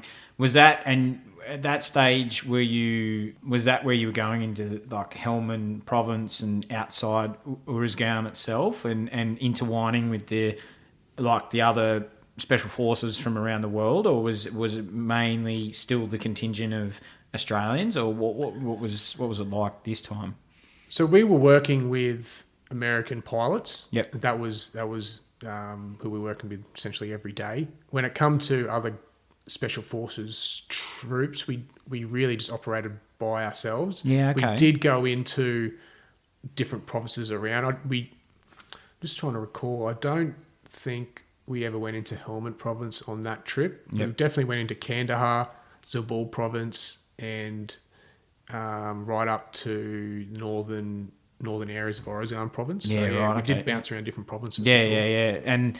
And I suppose that would have been different in itself because, like you said, in the 2006, it was let's go out and see, and you probably the bit of intelligence gathering in getting to those provinces because you obviously didn't know as much because you're obviously going to different provinces. Yeah. So it would have been a bit of similar to all right, let's go and have a look, and obviously without secret, breaking secret stuff, like just let's go and have a look, let's investigate and see what's there, and sort of that sort of thing. Or Yeah, I mean, in Afghanistan, this is well documented. Like the tactics of the enemy change within different provinces. Yeah. I mean, sometimes the terrain's a bit different.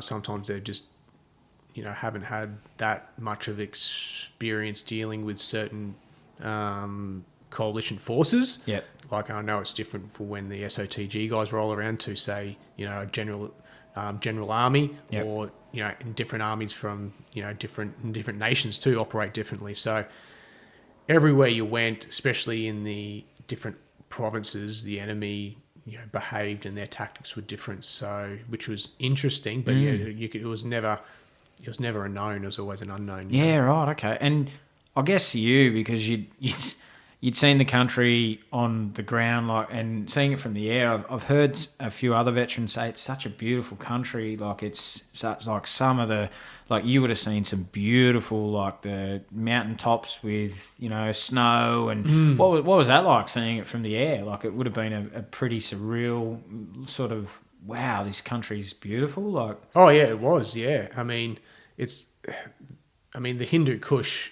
I mean that's you hear about the Hindu Kush when you're younger, so it's sort of riddled in a long history of Alexander the Great and the Mongols coming all over that area, and so there's got a rich history there. Yeah.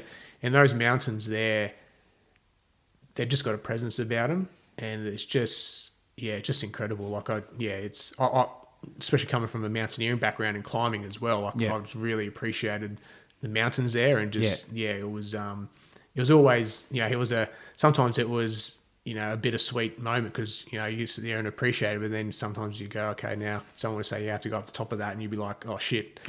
Maybe it's not, it's not so pretty now when you're humping sort of 50, 60 kilos up it, but and the altitude too, mate, is exactly very different to any altitude that you've faced back home. So and that adds an element too. It's like, oh geez, this is more tiring than unbelievable. Oh, definitely, yeah. And that was additionally on that trip, our patrol had the privilege of going on a couple of SR patrols. So so that was. I think one of our patrols, we were 60 kilometres north of any coalition forces. Wow. We had another patrol on the ground sweeping through on motorbikes, but we were sitting there, observing in an overwatch position, and we were just by ourselves, six guys, and just obviously providing an in picture on the ground there. But we were there for 5 or 6 days, and it's just being a part of that too, which was polar opposites to the targeting that we were conducting there. So to have that variety and within a matter of a few days totally change what equipment you have to set up, weapons, all that type of thing to go onto a different type of orientation of a mission was incredible too. Yeah, absolutely. And on that trip, did you have any? Did you lose any guys on that one, or that one was? No.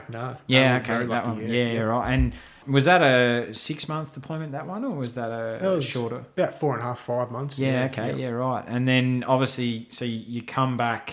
So you come back from your third deployment, and then then you're obviously gearing up again, high tempo rotation, getting ready for your fourth trip.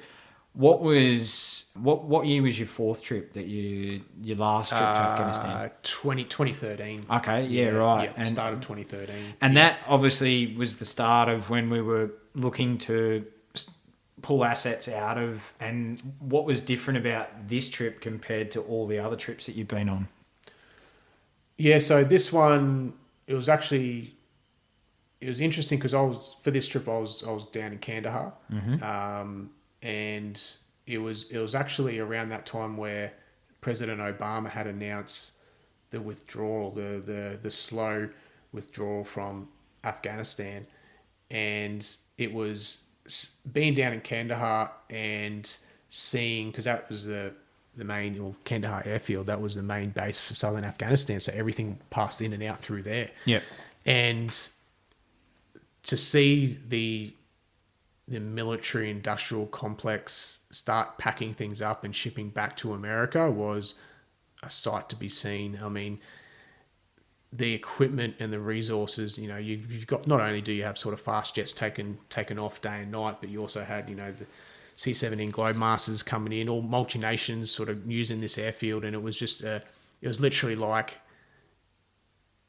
you picture yourself at Sydney Airport or Brisbane Airport, like it's and having a suburb around an airport. That was what it was essentially like having a whole town around this airfield. It was pretty crazy, yeah. Yeah, right. And I guess for you, because you'd done so many tours, was it like, okay, this at that stage for you, was it like, okay, we can sort of see that there is an end coming here, like this could be the last time that I do deploy? Or well, I had that thought, and also on that trip in particular, I was doing I used to love running, so I was running around the airfield, around Kandahar airfield a lot, and it was when my calf muscle kept tearing. Yeah, okay.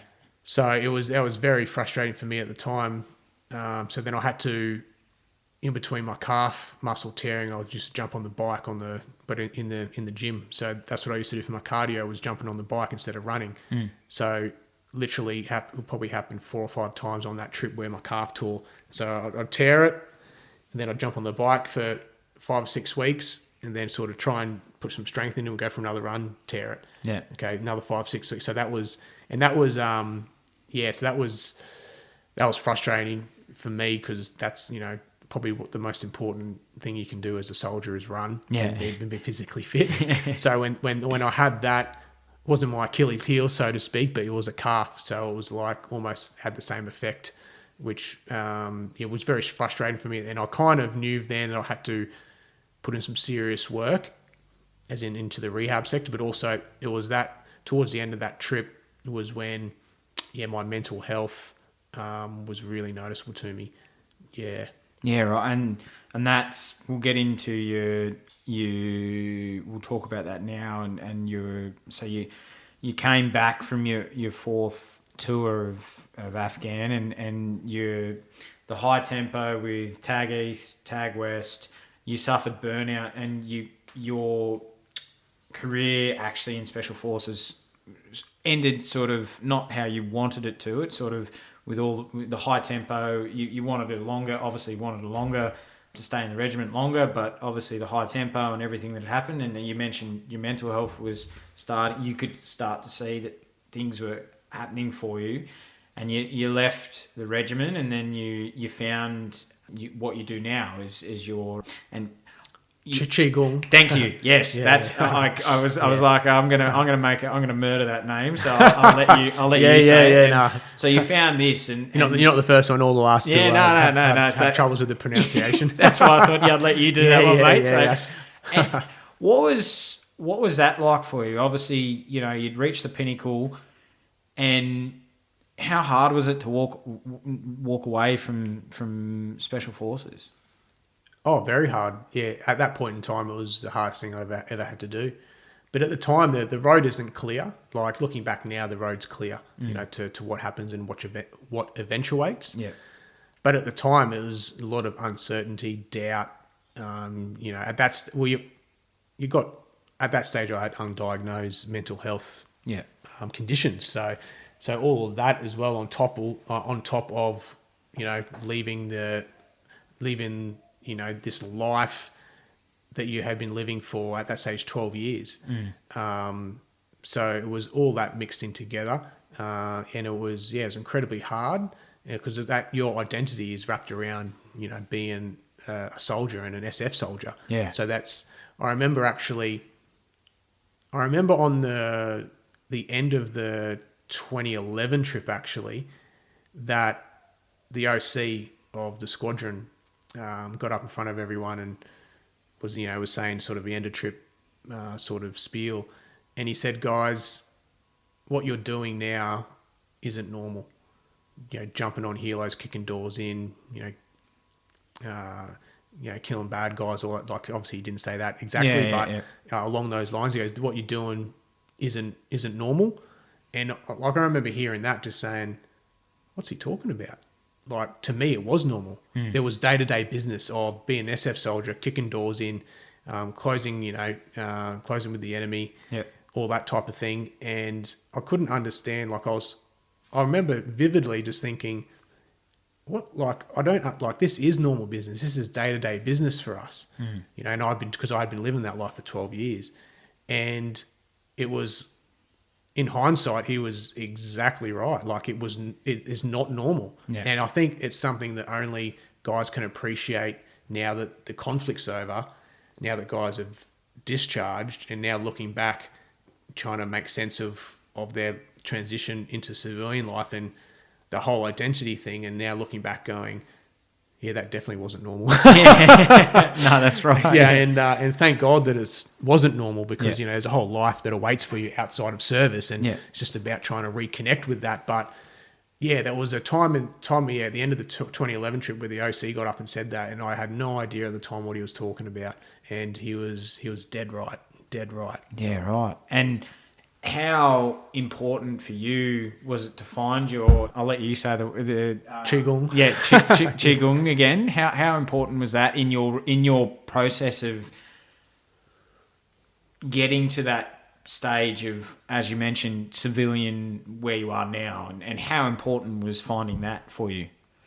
Oh, it was instrumental. I mean, if I hadn't have gone down the yoga path and then found the Qigong afterwards, I definitely wouldn't be sitting here today talking to you. Yeah, and not only here talking to you, but have the mental and emotional capacity to be able to actively engage and communicate with you. Like, I just wouldn't have had it. Yeah, right. Okay. So. And for me, it was learn, because with the yoga, it was a very yang style of yoga. I mean, Bikram's yoga, and also what I got into, Ashtanga yoga. It's a very physically dynamic, and one that's stimulating for the nervous system. Mm-hmm. I mean, coming from at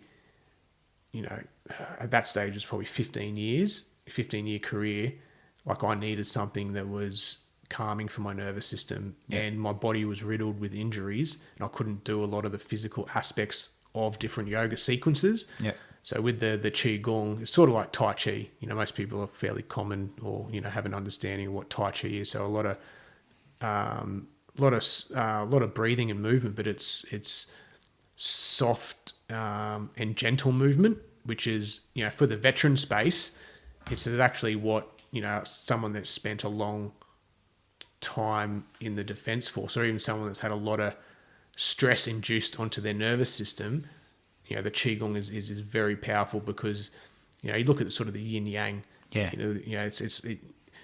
If you're out of balance, if you've led a incredibly stimulating and yang lifestyle and life, then of course, to bring back balance, you've got to do something that's total opposite of what you've never done before. And for most people, we chatted quickly about it beforehand. You do something opposite that to bring back the balance, and that generally is something soft, something that connects you with your breath. It's not external, it's internal, and you slow down and you actually start taking notice of what's going on in your mind and in your body. And as a yoga, Qigong, meditation teacher, the hardest thing for me as a teacher, and I tell people this all the time, but is to slow down and look after yourself. Self-care. That stuff is, we're so busy these days, and people feel almost guilty about slowing down and investing time in yourself and looking after yourself, listening to the cues of your mind and your body, and for most people it's very confronting because we've neglected that and ignored it for so long. Yeah. So my hardest task is to try and actually get people to slow down and look after themselves. And from a veteran and first responders perspective, which you do a lot in that space now, helping veterans and first responders, is that something that is like they come to you and they, after they've done a few sessions with you, they can see the change, and you can obviously see the change working with them? Oh, absolutely, yeah. So it's been a busy 5 years. Like, I was running courses with Master Yang with the Warrior Rivals, and they were 10-day programs, and we ran 7 of those. And to see the change from day 1 to day 10 is mind blowing. Like, and not in the literal sense of calm the mind, but mind blowing is a bit of a play on words there. Yeah. But it actually exceeds your expectations. Yeah, right. And I think one of the participants actually said this himself, so I'm stealing one of his sentences because he put it so beautifully, that you actually probably go into these programs, especially a 10-day program with Master Yang, and you are probably limited in your views, or you're limited in what is achievable within 10 days. Yeah. And that's exactly right. Like, it's so many times where, guys, and we documented this, we ran studies, and achieved statistically significant results of, 30% reduction in mental health symptoms within 10 days and out to 2 to 3 months later. So that was actually documented through a pilot study. Yeah, right. So okay. that's, this area is so needed in the veteran space, but also the emergency services, but also just in the general society. There's so much stress levels out there these days that just to slow down and to learn how to breathe and move properly, because it's a skill set as well. You have to learn. It's incredibly, you can get some incredible results relatively quick too. But then it's a matter of keeping the consistency, like anything. Yeah. I mean, you yourself know with all the training that you do of how consistency is key, right? Yeah, 100%. So it's like the way, to calm your mind and your nervous system is the same principles as trying to gain fitness. You can't go to the gym once a month or go for 1 or 2 runs and expect to be able to run a marathon. It just doesn't happen like that. Same, you can't go to the gym and then go to McDonald's and splurge out on all the food. You just can't do that. Exactly. So it's about, number one is learning it in an environment where teachers know and experience, and especially dealing with, comorbidities of, PTSD, major depression, anxiety, all that. Like, it's very complex demographic. So you really need people that are experienced in the area. And to be honest, there's not many people in that field with the mind-body area that have had results with a lot of the soldiers. Yeah, there's a little bit through the American but Australia is very well behind. Yeah. But then you also need to do it consistently. So there also needs to be a support structure for the number 2. So consistency and support structure of, once you've learnt it, to do it consistently. Yep. And that's a matter of each day, or in your weekly routine, or whatever that is, 2 to 3 or 3 to 4 times a week, is to go through the process of the moving and the breathing and do that consistency, because it gets results. Yeah. So it's just trying to embed those couple of key things to produce those longer term effects. Yeah, absolutely. And we'll get to, I wanted to put that in because it's so important. It's been so important in your recovery and also your journey to transition. I wanted to bring that in there. And then I want to talk now about your final 3 years within Defence. You spent with 1 intelligence battalion. How did you find being back in the regular army after having, served 12 years in the Special Forces space, and how hard was that? Yeah, it was extremely difficult, to say the least. And it's a big step for anyone just to do that transition from, SO command to conventional army. And for me, but I had at that stage undiagnosed mental health issues as well, and burnout, all that type of thing. So it was difficult for a few reasons, but just being in SO Command, 2 Commando, SAS, the operational focus is paramount. I mean, you're under no illusions in that environment. It's like you're there to get deployed on operations. Coming back to regular army, it's a different. Yeah, people are deploying all the time, but it's not. There's still a lot of people that are left behind in Australia in your unit that are still going Monday to Friday, normal typical weeks, right? Yeah. My experience, small groups are getting sent over doing different things, but it's never a battalion effort or a squadron effort, people get sent over at that time. So for me, it was a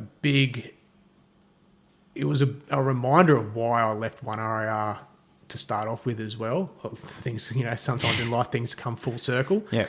And a lot of the lessons that I learnt in 1RAR, or thought I'd realise, but was, and for example of that was just being in a battalion unit that was Sporties, was the Thursday Sporties. Yeah, Back in the, because Sporties is in SO Command, there's no Sporties. Yeah, there's no time for take a Yeah. Thursday off to play sport. Like, it just doesn't happen, and for good reason. But being back in that, where it's like Thursdays is pretty much a write-off, it's kind of, I just could not believe that. I mean, I welcomed it in a sense because I was burnt out, and have that day that was, you're not really working that hard, or not being put under too much stress was for me welcomed. But at the same time, to have that focus shift, was a big difference as well. And I'm not sure what it's like these days with Sporties and that, but I do remember when I was back in 1RAR, that's Thursday Sporties, it was a thing. People used to get dragged off exercises to go back and play footy or basketball. Right, okay, so it was like definitely a thing. But you'd have to ask maybe some of the other guys that sort of have been in the battalion for the last few years to actually ask if that's a thing or not these days. But it definitely was when I was in. I'm just trying to think of other things. Also the equipment too. In SAS and 2 Commando, the resources that you have are second to none. You really, there's a lot of equipment, a lot of resources there to be thrown at you to use. Going back to regular army, it's not like that. Any new bit of kit takes years and years of procurement, testing to be able to, to the end state of having a soldier wear all the kit. The process is much longer, and you're in a bigger pool. And being at the 1 battalion, you're down in the pecking order, because obviously you've got the online brigades, you've got the combat units, the infantry and all that are get first pick, and so it should be. But so you're going from being supported at the pointy end, the spear tip, to going down, still supporting them. I mean, the 1 battalion, there was a lot of different operations going on. So there was, still an operational focus, but it was a different focus type thing. There was, it was different. So just getting used to that. Also, I was sort of had my different, at that stage, I was, my injuries were there. So I was getting all my DVA stuff planned. So I had sort of different things to try and plan for. Yeah. But it was definitely an experience. And like it's interesting, because anyone that served in a military unit, you have different personalities there, from the high performers to the not so well performers, and I think everyone in a military unit, or even not even military unit, but any organisation in a civilian sector can attest to, the different levels, I suppose, of not only competencies, but attitudes and mindsets as well. I mean, at that unit, the 1 battalion, there was a handful of incredibly smart people doing their job, and a different type of character to what it was in Special Forces, but at the same time, it needs to be that way, because they're doing a different job, but they're, a lot of those guys there are exceptionally smart and incredibly good at doing their job. Yeah. There's also some people that weren't so good as well, but you get that exactly. So yeah. So you, in 2020, you made the decision to discharge from the army after 19 years of service. What made you come to that decision?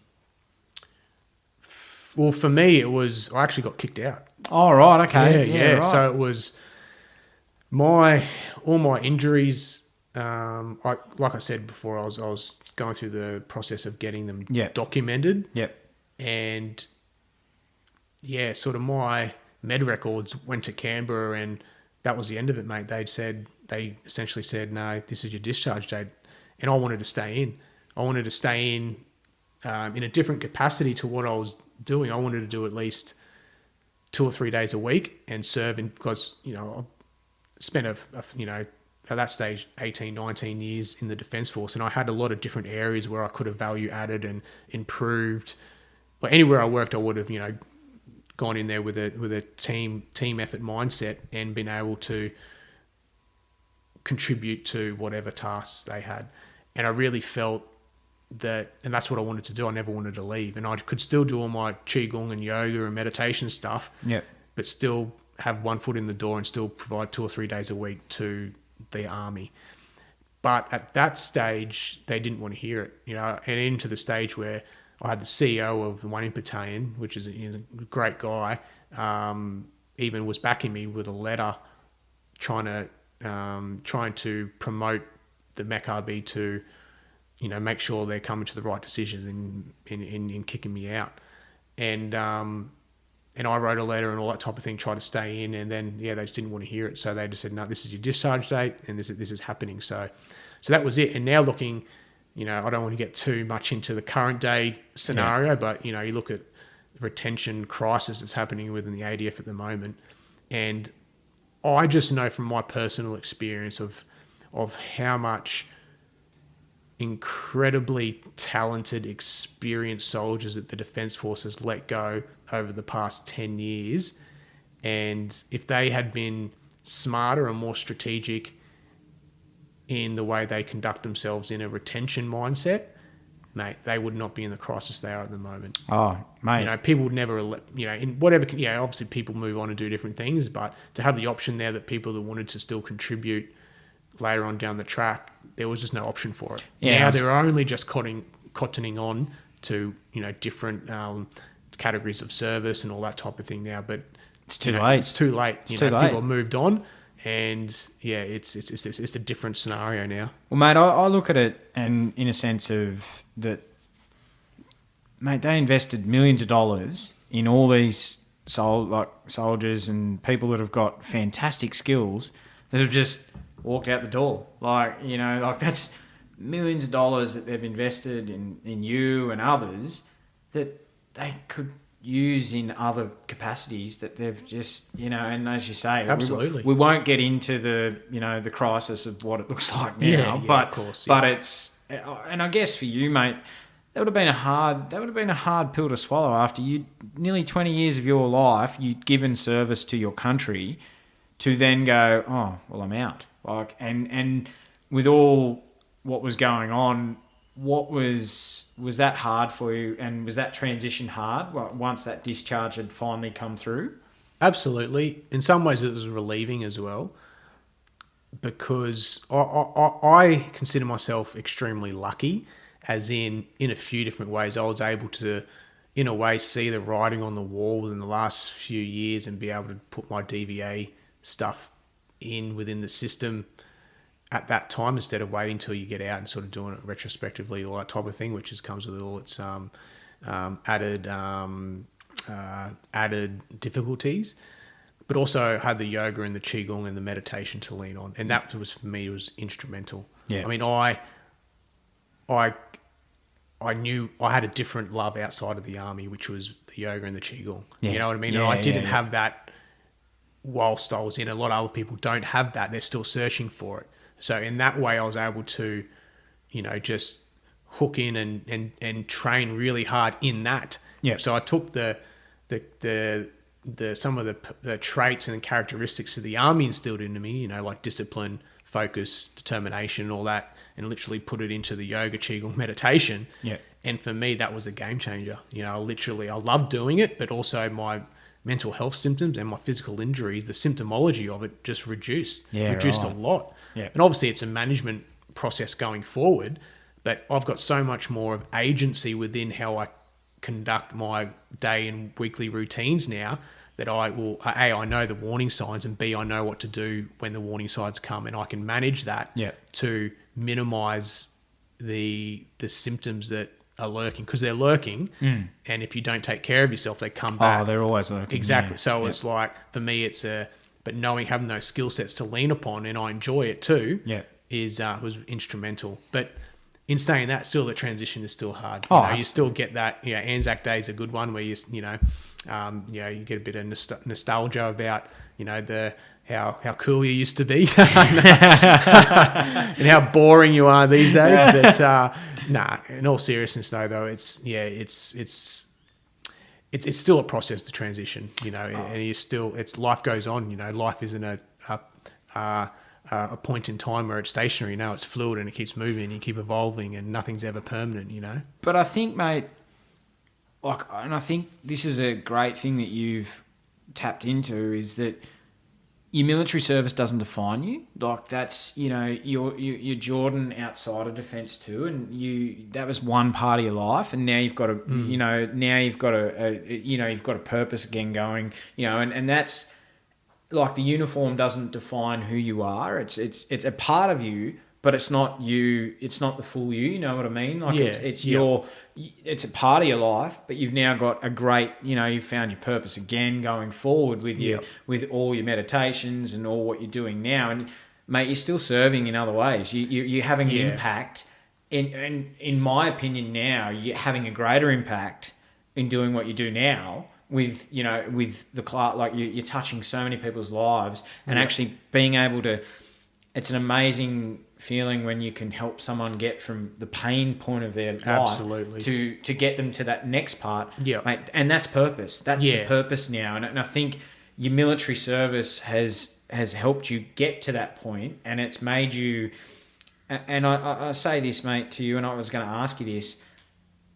Still, with everything you've gone through, all what's happened, was still joining the Defence Force still the best decision that you've made in your life, if you look back now?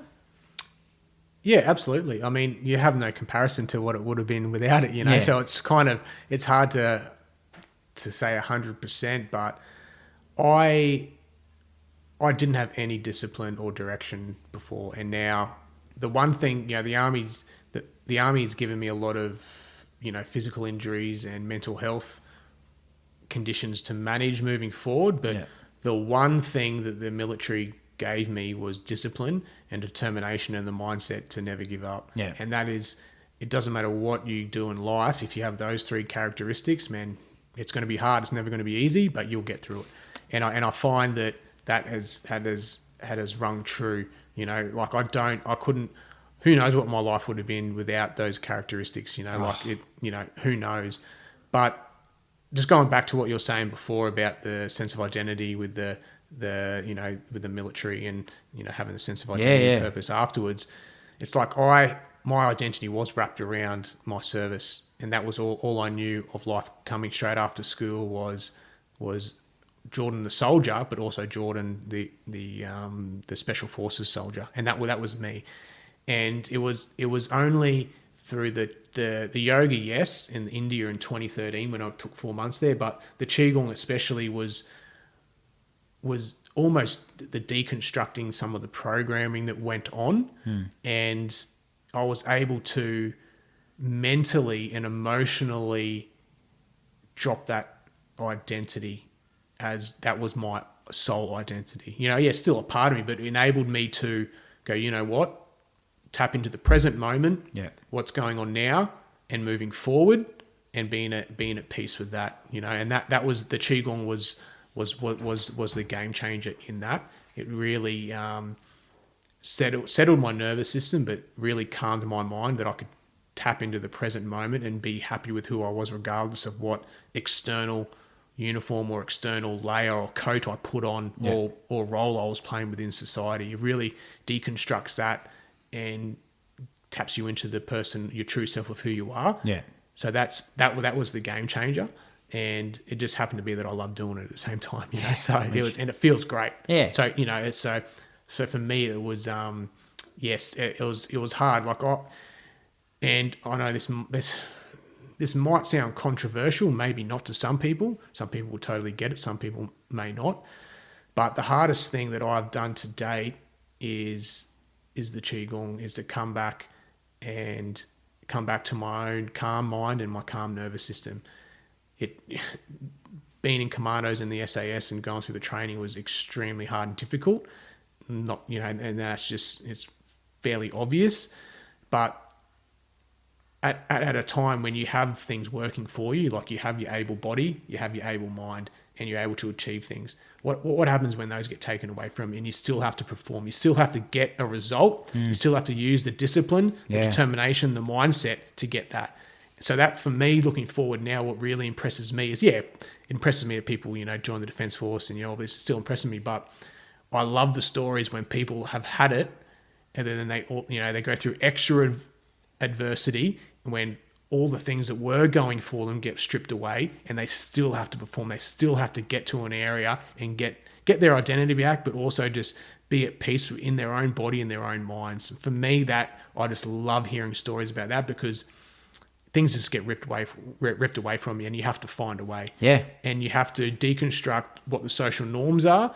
You have to, listen to advice around you, obviously, but some people give you bad advice as well. So you have to sort through that, and that's its own obstacles depending on where you are, family, friends, society, all that type of thing. Yep. But it's like, to be able to get that internal compass aligned and be able to go in a direction and go, you know what, I'm going to go for this, is, man, that's character building, and you end up learning a lot about yourself when you can calm yourself down and calm your mind. The hardest thing that a human can do is to train the mind, because everything involves the mind. Mate, everything. You can't do anything in life without the mind. But to train directly for the mind is its own area of expertise. Yeah. People take their whole lifetimes, many lifetimes, if you believe in Buddhism and all that type of thing. It's the training the mind, and then doing the in yoga and the qigong, they call it the bottom up regulation of moving and breathing to train to calm the nervous system, to calm the mind. Where the top down is using the meditation, where you calm the mind to calm the body. So there's a top down or a bottom up or top down ways you can regulate, but that's different areas. So, and I think you and I were speaking off air, mate, and I know exactly what you're talking about, because when I got to my lowest point and where I attempted my suicide, mate, it is, and I know exactly what you talk, because I had to go and I had to confront the demons, and I had to go in and work on the inner self, and the fight came from within. I'm, as I said to you, I'm not the person I was 7 years ago when I attempted suicide.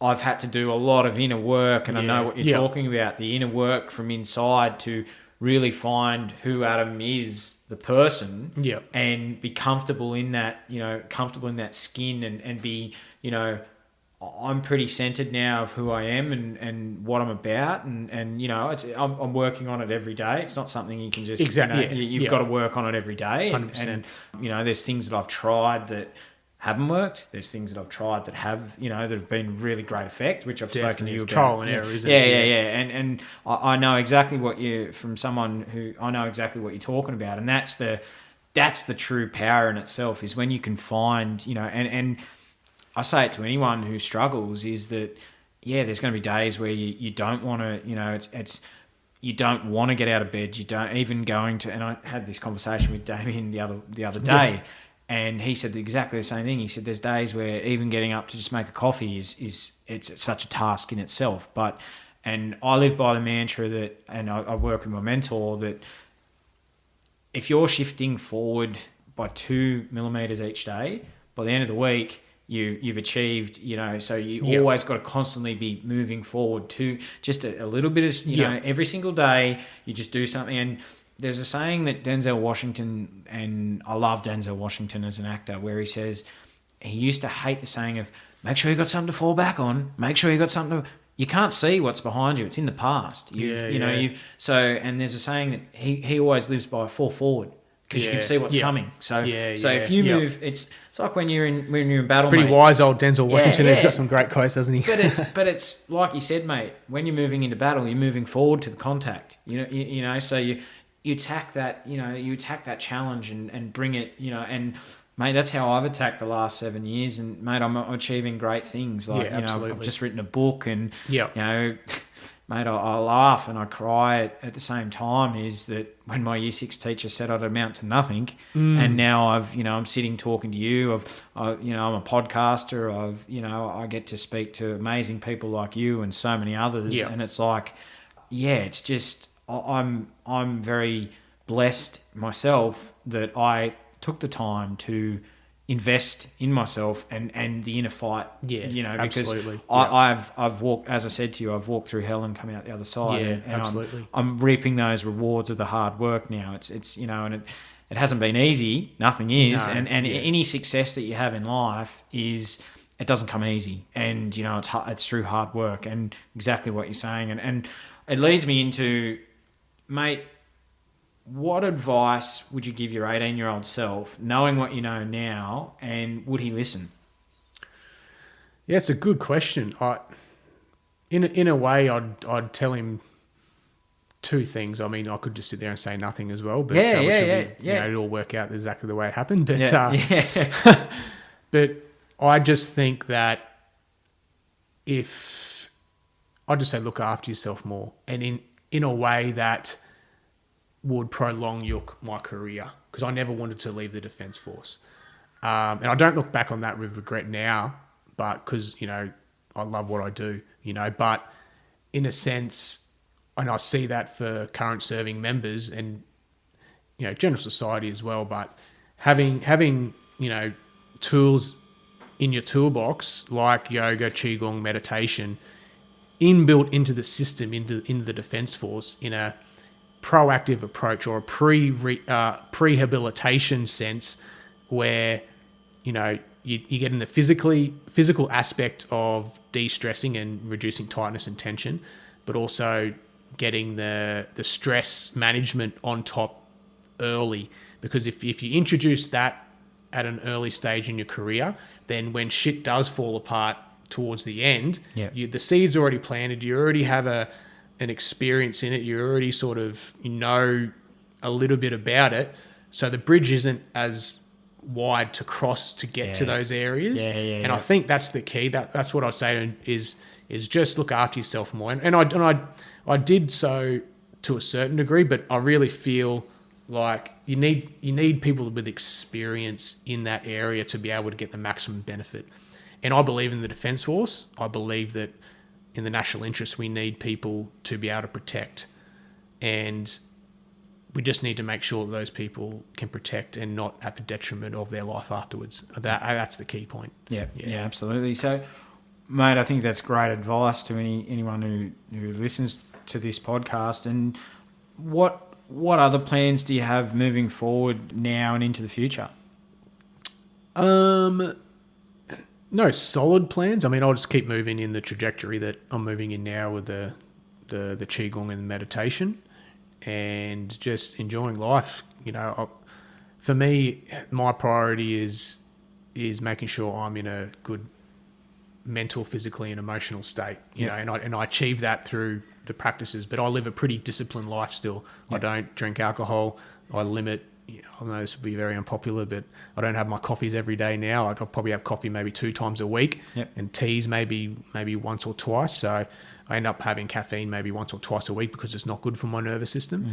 I do enjoy food as well. So I eat out on the weekends, but during the week is very nutritious, macro and micronutrient dense food. So it's, there's a lot of healthy lifestyle things that I use to keep on track to be able to do what I do, because teaching in the yoga and meditation, you have to live and breathe it. You have to be, the example of living a healthy lifestyle with utilizing the tools that actually work. So it's like, I couldn't get up there in front of people and just, preach off all these different things if I wasn't authentically living it. For me, that's really important. And it's, just traveling in that direction of trying to pass these incredibly powerful tools onto people, especially in, my passion is helping veterans and emergency services, but also, if civilians and people around my area want to learn as well, then obviously, I run different things in that area as well. So just moving in that direction and just enjoying life, tapping into the present moment